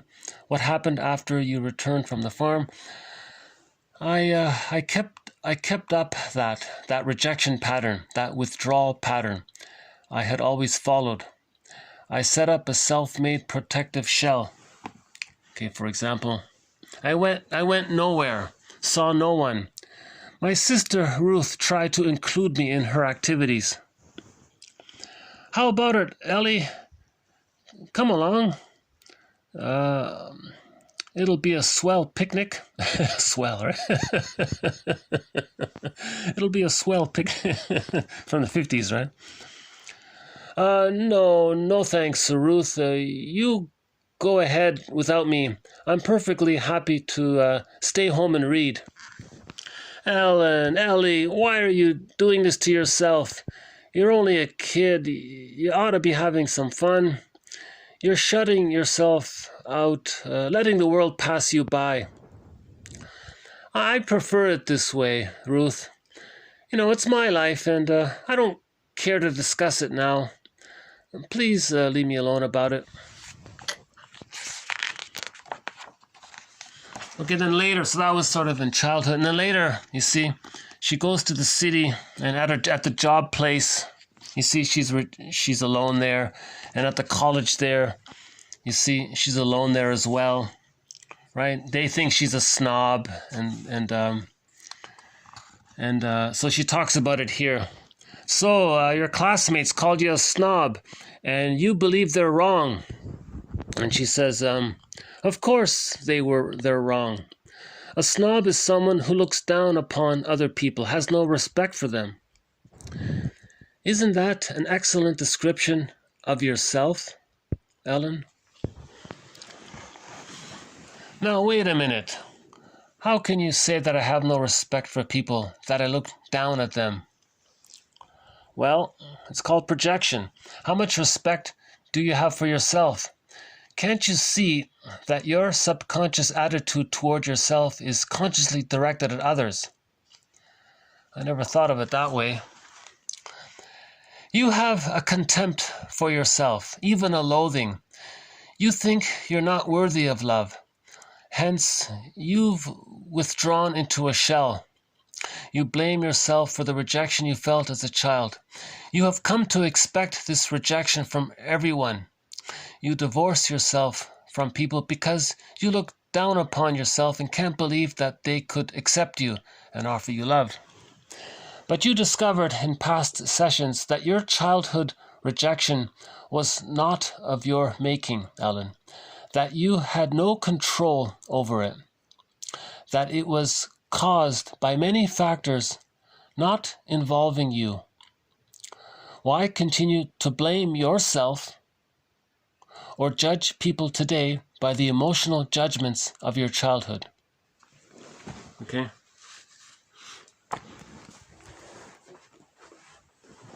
So we have a quote from Burglar coming up. He says, you want to recognize the difference between the past and how the present is different from the past. But what happens, Burglar says, is we unwittingly and unknowingly project the past into the present. Okay, so that's the issue. We unknowingly and unwittingly project the past into the present. Maybe I can read that. Hold on a sec. Let's see if I can dig it up here.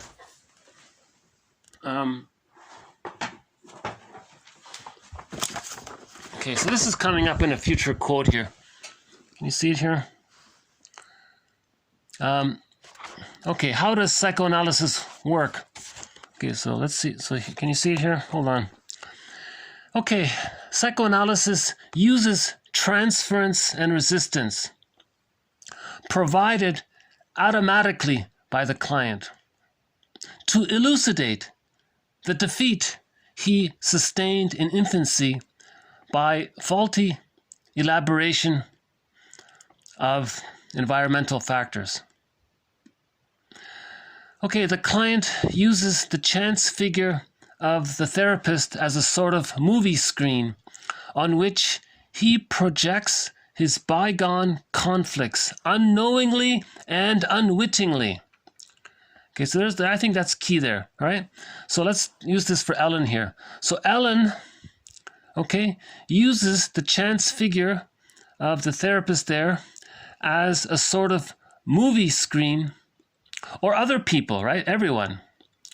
Ellen uses the chance figure of the college mates and the people at the office there, right? Or anybody in the present as a sort of movie screen on which she projects, okay, Ellen projects her bygone conflicts unknowingly and unwittingly by contrasting the projected fantasy with the harmless reality, okay, some kind of emotional understanding is achieved. So you want to contrast the projected fantasy from the past onto the harmless present, all right? Before you achieve this, before you appreciate the difference between the past and the present, before this can happen, okay, you need to sort of work through all this, right? There's a lot of emotions are going to come up. That's called the working through process. To be able to do this, you have to go through the working through process. But here's the key, right? The client uses, okay, people in the present as a sort of movie screen on which he projects his bygone conflicts unknowingly and unwittingly. You see? So Ellen had a childhood conflict. Okay, so she had a hard time when she was a child.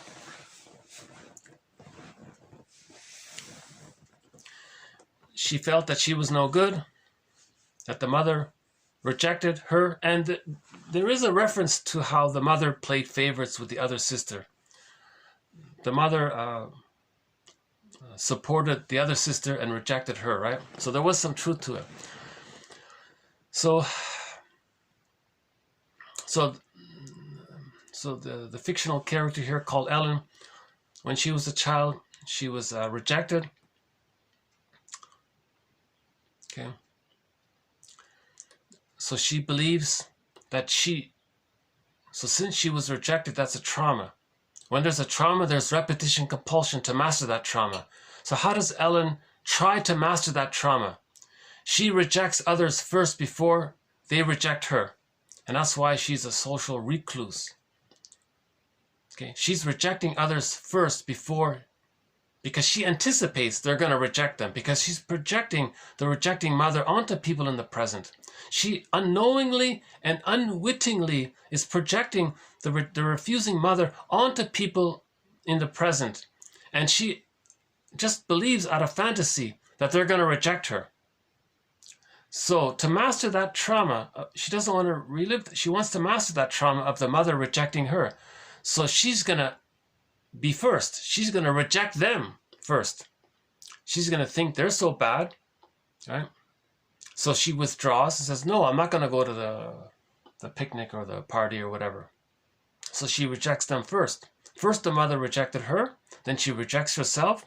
Now she actively rejects others in some kind of attempt to not feel so hurt by it, because she's repeating it. But this mirroring activity of hers is for her to see that she was rejected. Her rejecting others is a communication that she was rejected. Right? Her thinking badly of others is a communication that she believes that her mother thought badly of her. And maybe there was some truth to it. But that's not her fault. Right? That's the mother's fault, not her fault. So why continue to judge yourself and others by the emotional judgments of childhood, he said. So that's the working through process to tease this out, to sort this out. The present is benign, right? It's only seen dangerously through our fantasy projections. Then we make the benign, we think it's harmful, out of our projections. And then when we project people like that, then maybe others act negatively towards them because they're triggered. You see, and then there's so-called self-fulfilling prophecy. It's all a misunderstanding. It's all projections. And people are reacting in a house of mirrors or something. They're just lost in this delirium of projections. Nothing's real.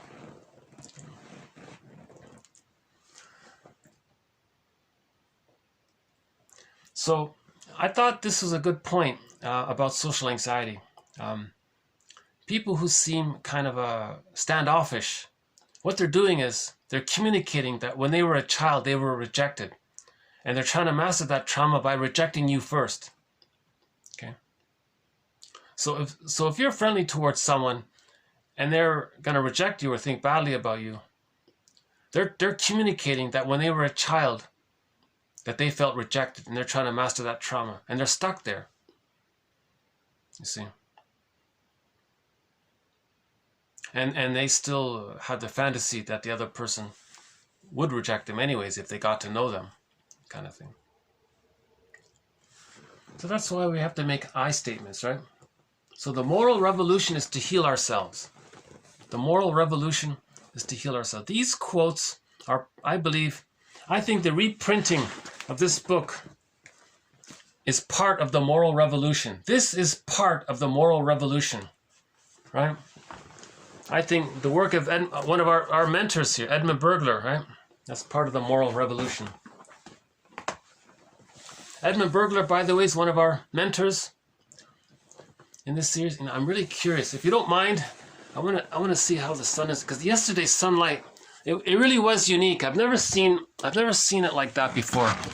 Let's see if it's gonna. Yeah, it's a little bit like it. Let's see. A little bit. Yeah, not quite. Not quite, but yeah,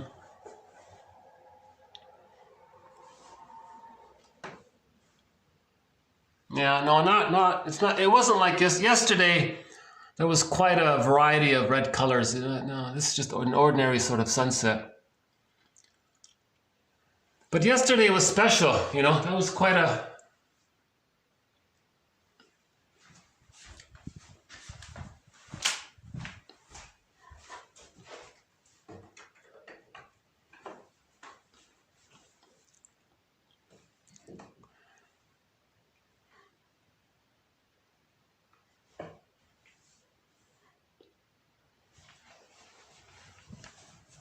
Okay, we'll come back. We'll come back.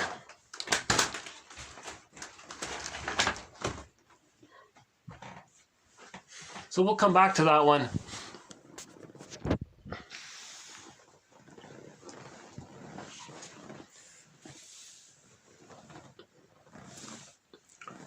Okay, I think we have 2 more quotes here.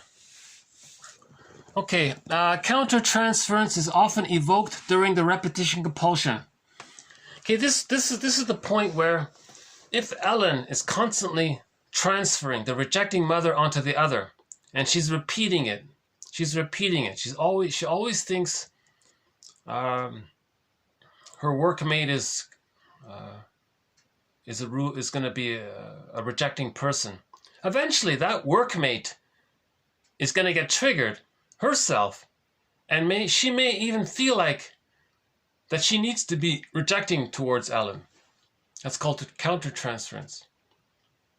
So Ellen is going to somehow unknowingly, through her transference, that act may unknowingly, unwittingly trigger within her co-worker some feeling of her own rejection towards the mother, which she then projects onto Ellen.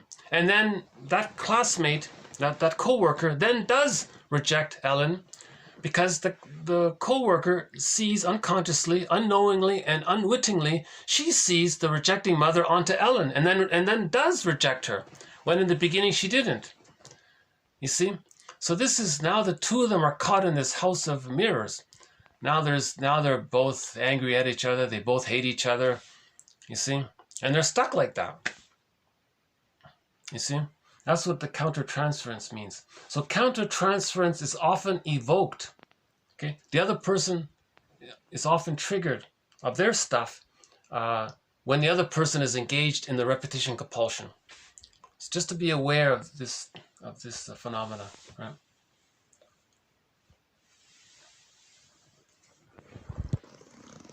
When deeply rooted unconscious feelings of the parent are at work in the child's reactions, then it becomes definitely necessary to treat both parent and child.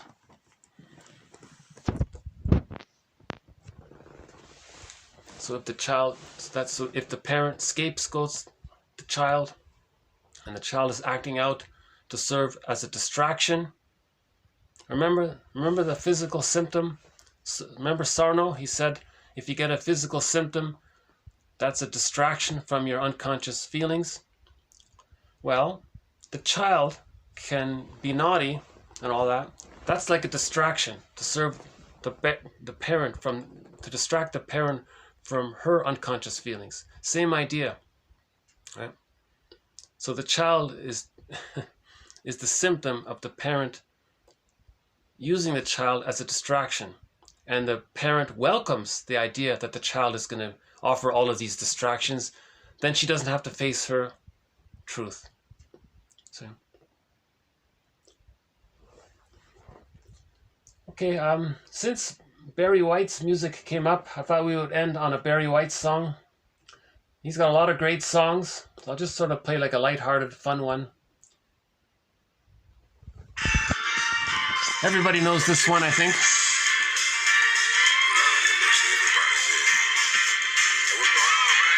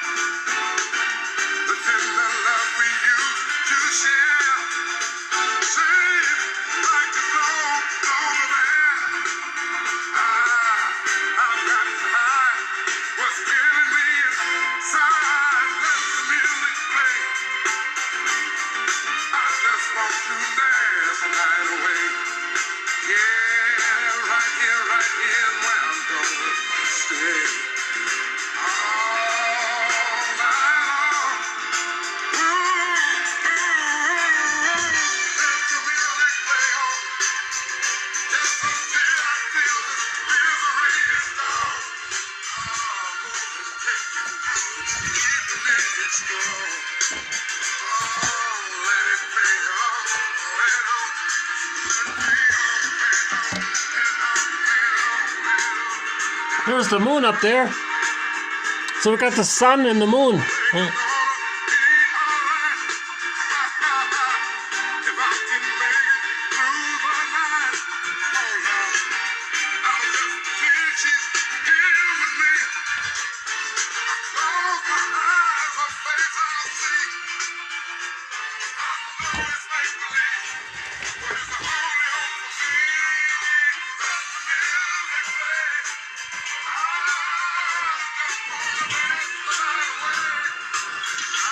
So let's let the self-awareness continue. Let's let the quotes keep on. Let's the healing. Let the music play. Let the healing continue. He's saying let's keep on healing basically. Let the music play. Let the healing continue. Let the healing happen, right?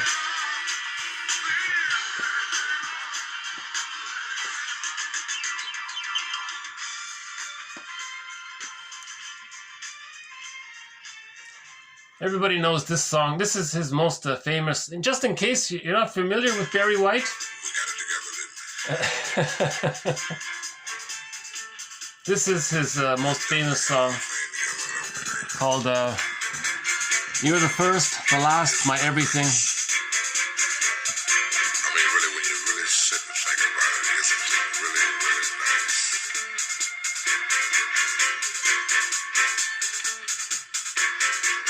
I can easily feel myself slipping more and more ways. That super world of my own. Nobody but you and me. We got it together, baby.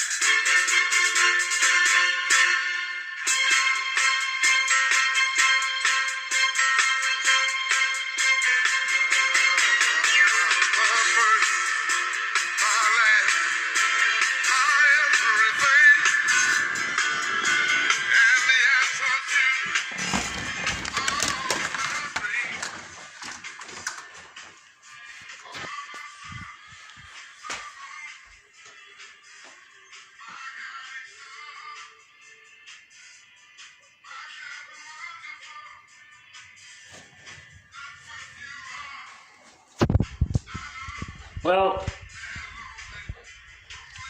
maybe next time we'll get the sunset. Well, I guess I'll end it here.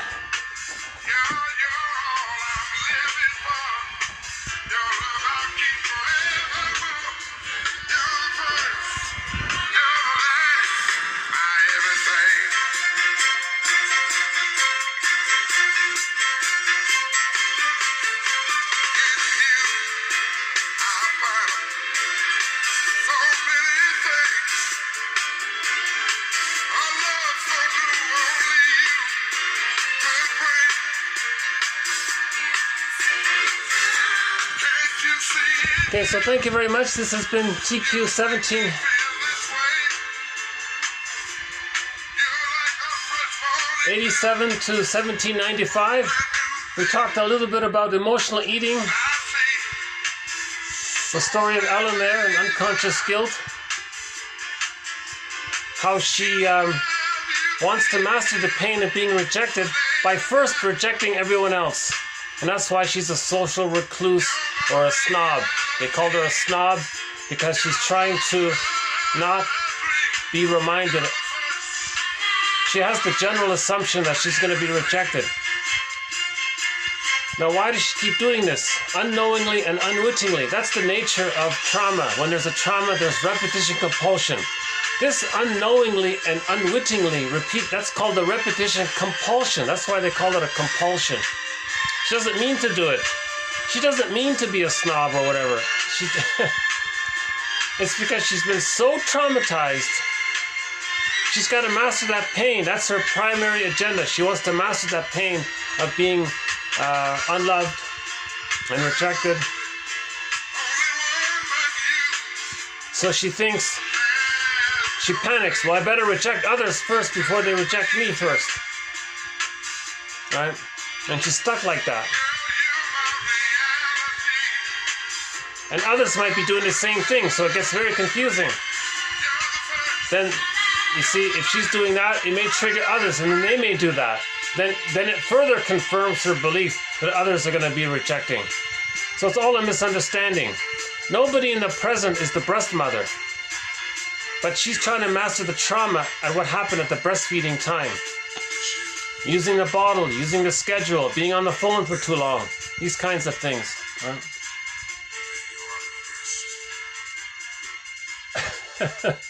You know, all this stuff, all these love songs by Barry White, he's talking about transference love. 99% of these romantic pop love songs, it's transference love. They're talking about transference love. The perfect, the one, you're the everything, you're my one, you're perfect, the bliss, the heavenly, I can't live without you.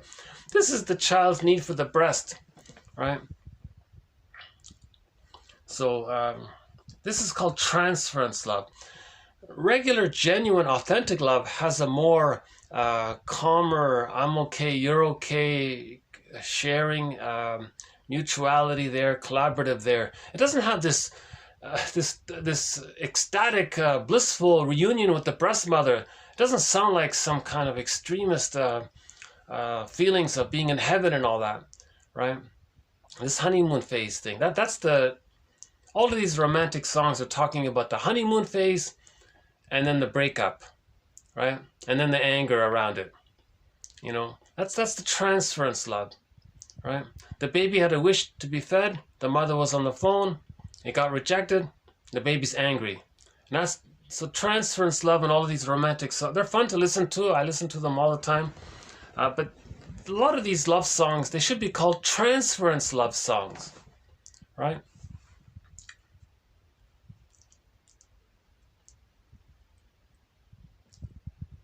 He's got some good songs, Barry White. He sang with Pavarotti once, right?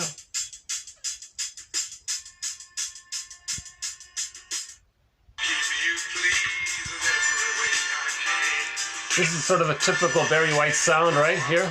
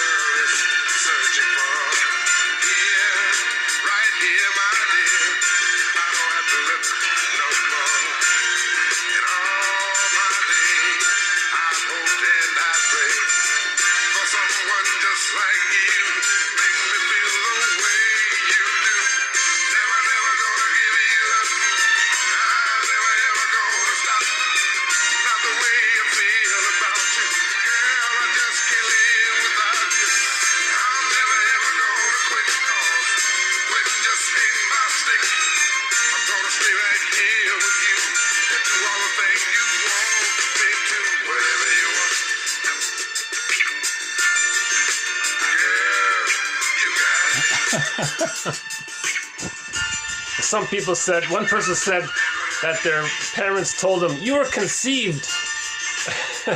This is the background of this Barry White's music was the background of your conception.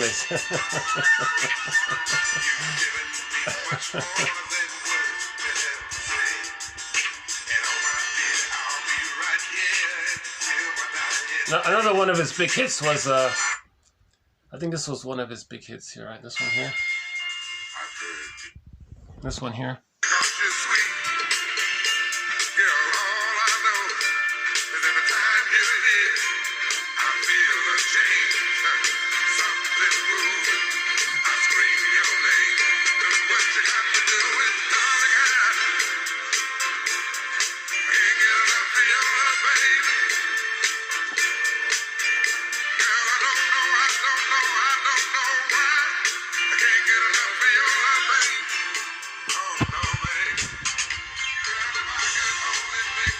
maybe we'll just end up with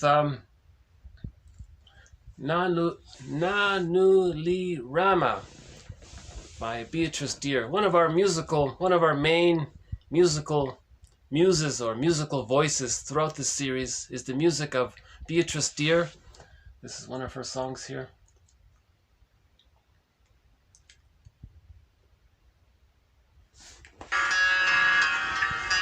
One last look at the sun here. Let's see.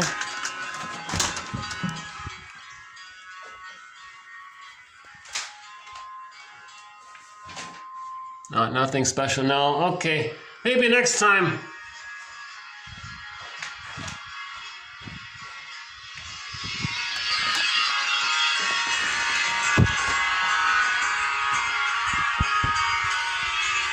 Maybe next time we'll get the sunset. Okay, so we'll add more quotes too. We'll let the quotes play on. Let the music play. We'll add more quotes on emotional eating. That's a huge topic, emotional. Merriam-Woodman says if you can analyze emotional eating, you're analyzing yourself. She said you can achieve your own psychological birth by analyzing your eating, your psychological, your emotional eating. Again, Roger Gould's book, Shrink Yourself, is about that.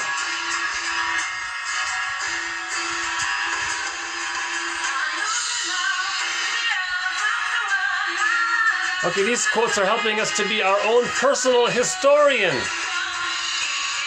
Let your history reveal itself to you rather than you imposing yourself onto your history.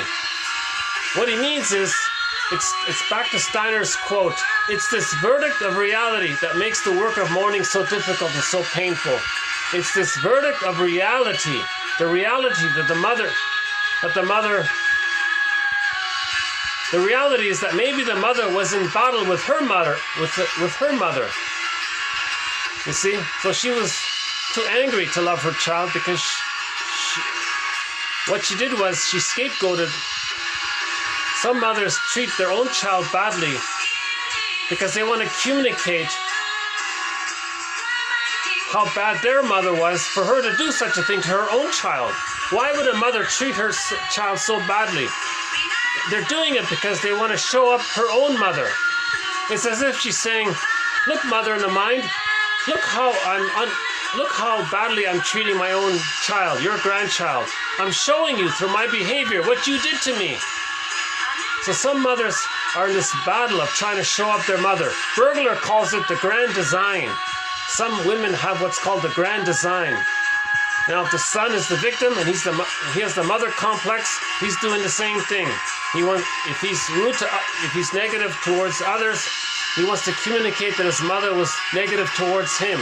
And he spends his whole life like this, unknowingly and unwittingly caught in this, quote, grand design, he calls it. Interesting. That's also in that book there by Bergler. Okay.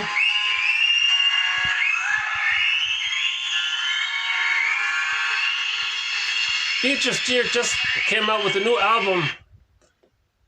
She just came out with a new album. In one of the songs, she has a lyric.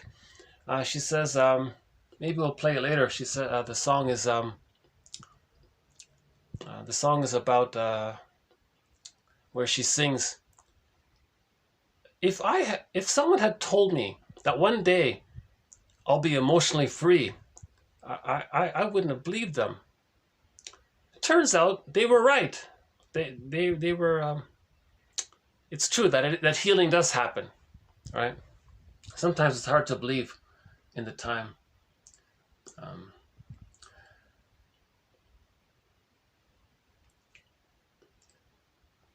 Here's that 2-minute instrumental song called a Sedona Reprise.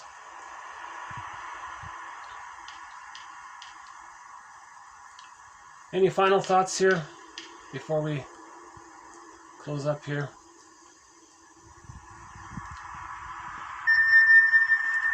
So we introduced a new jargon here, affect hunger. So affect hunger, okay? Our hunger for the love we didn't get, we project this hunger or see this hunger or imagine it somehow that it can be fulfilled by food. So we imagine that food can fulfill our emotional needs. Food cannot fulfill your unmet emotional needs. All emotional food does is trick your brain to send you serotonin, right? It's very sad that a lot of parents give their children so much sugar. You know, they're saying to their child, sorry kids, I don't know how to love you. Here, just trick your brain into thinking you're being loved. It doesn't work. Sugar cannot, a soda pop cannot replace the nurturance at being breastfed at the breast. No, it's impossible. Nothing man-made can replicate the natural love of the mother's love at the breastfeeding. Nothing can. A Mountain Dew or whatever you want to call it, or one of these soft drinks, RC Cola, whatever it is, it can't do it. You know, a can of RC Cola is not the mother's breast, but the trick is there's the cola. Remember a can of cola has 10 spoons of sugar in it, right? And normally you would feel disgust by that, right? So normally a child would vomit at the idea of drinking a can of soda pop. But they add a chemical in there to disguise, to squelch the disgust instinct. So the child takes it in. And so it bypasses the disgust instinct of the child, emotion of the child, in order to trick the brain to send the person serotonin. You see, I've always wondered about that. In the movie Inside Out, remember the split in the feelings? They showed you a split of the feelings, right? The real feelings, so joy and sadness, remember they got sent into the unconscious.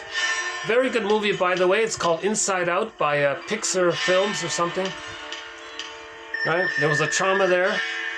So there was a recognition of trauma.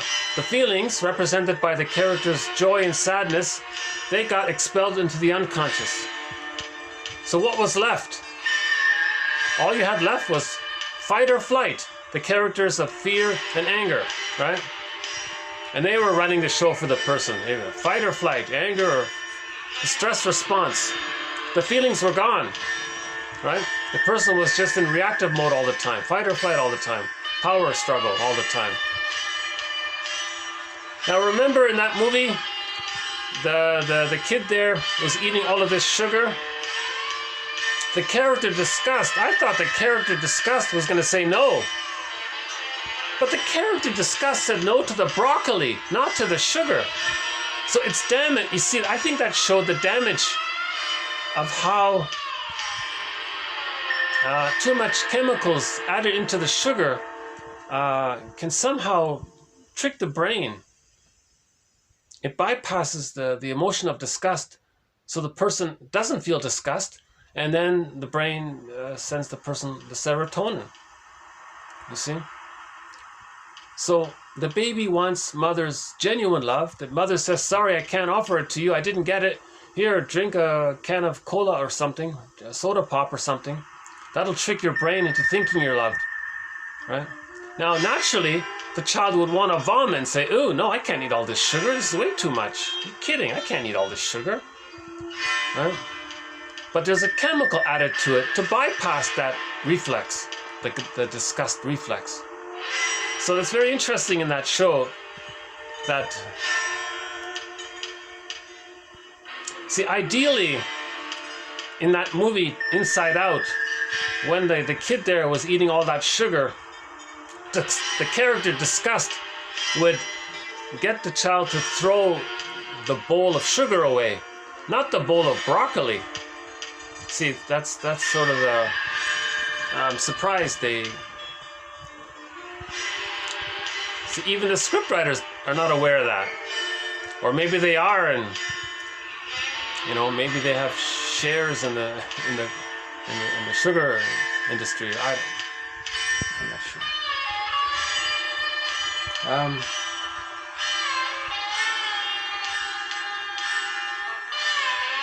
So there are sociological factors that put pressure on children.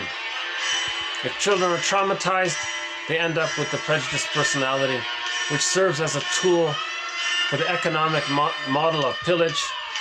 And this is all an accident, because back to the serotonin, 10,000 years ago, we got all of this serotonin. I really hope to maybe update that thread about that theory. There's not too much on it, really. Or maybe there is, I just haven't looked for it.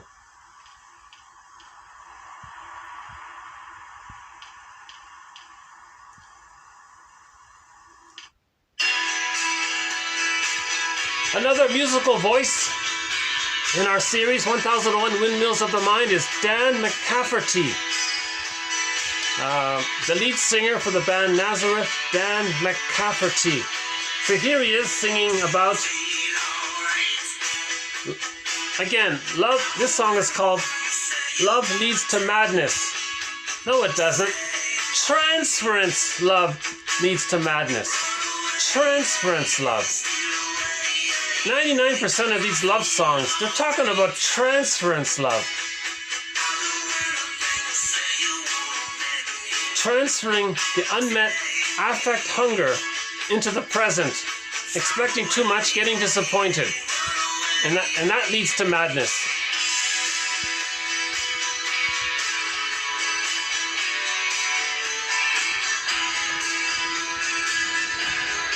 One last look, hold on.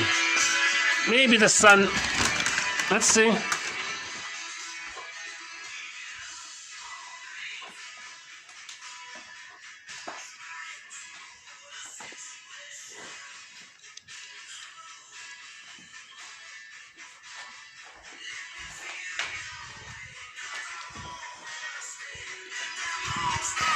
Now that was a one-time deal. That sun thing that we had yesterday, I don't think that's going to repeat. That's why I was so stubborn to see if we could see it.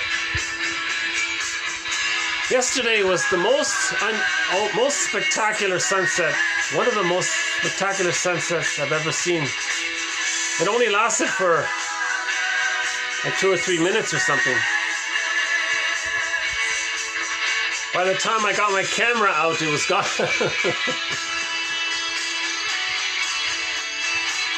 Let the music play. Well, I feel like there's more to be said, but I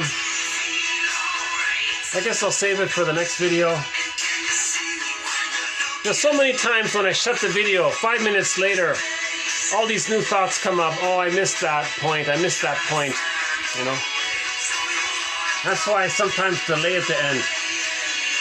But something's in my pre-conscious. It's something's on the tip of my... It's just almost there, you know?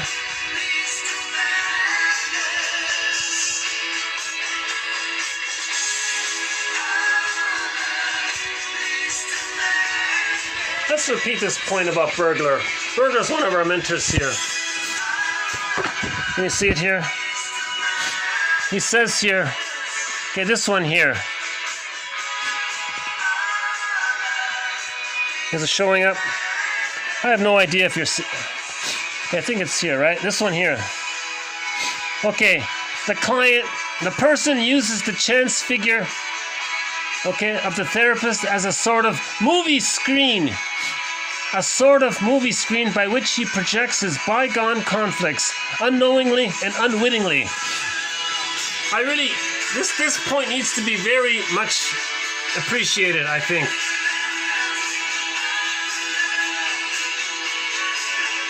To one degree or another, every person unknowingly, unwittingly projects the bygone conflicts of the nursery into the present. We're still doing it.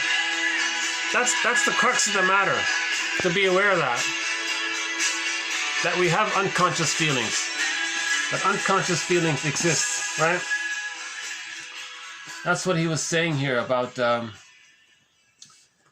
he was saying here that the importance of unconscious feelings, right?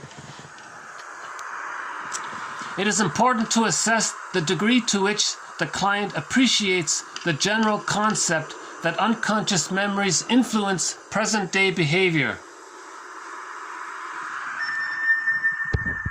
So that's the goal of all this, to recognize how our unconscious memories are influencing our present-day behavior. There's the conclusion, to appreciate and to somehow recognize how are our unconscious memories, how are they influencing us in the present? So there's a final question. How are your unconscious memories influencing you in the present? Or I can ask myself, how are my unconscious memories influencing me in my present day behavior? You see, I have separation anxiety. I always feel a little hesitancy around ending the video. You know, I feel like maybe I've formed some kind of connection with the listener. And I feel like when I hit the pause button or when I hit the stop button, you know, maybe that triggers some unconscious memories of needing the connection and then losing it.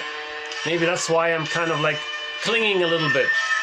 So maybe my clinging now in this moment with you, dear listener, maybe maybe this clinging, you know, maybe that's an unconscious memory of mine. So the question is, okay, how are your unconscious memories influencing your present day behavior?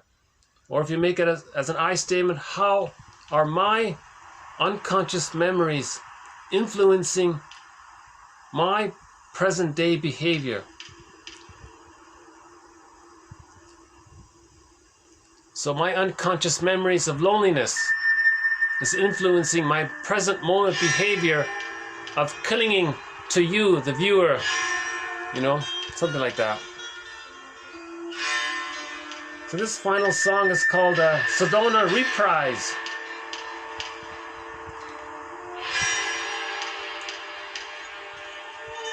Yeah, it's fun to play some of Barry White's music. Anything else? We'll do some more artwork. We'll do some more art in the future.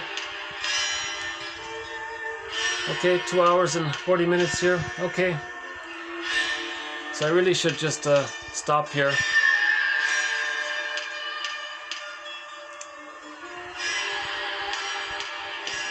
It's already nighttime here, eh? Yeah. That was quick, eh? Okay. Yeah, the days are getting shorter. But on December 22nd, the new sun arises. Okay, so winter solstice, right? On December 22nd, the days start to get longer. Let the sunrise play. All right, on that note, I'll end it here. So thanks very much. Bye for now.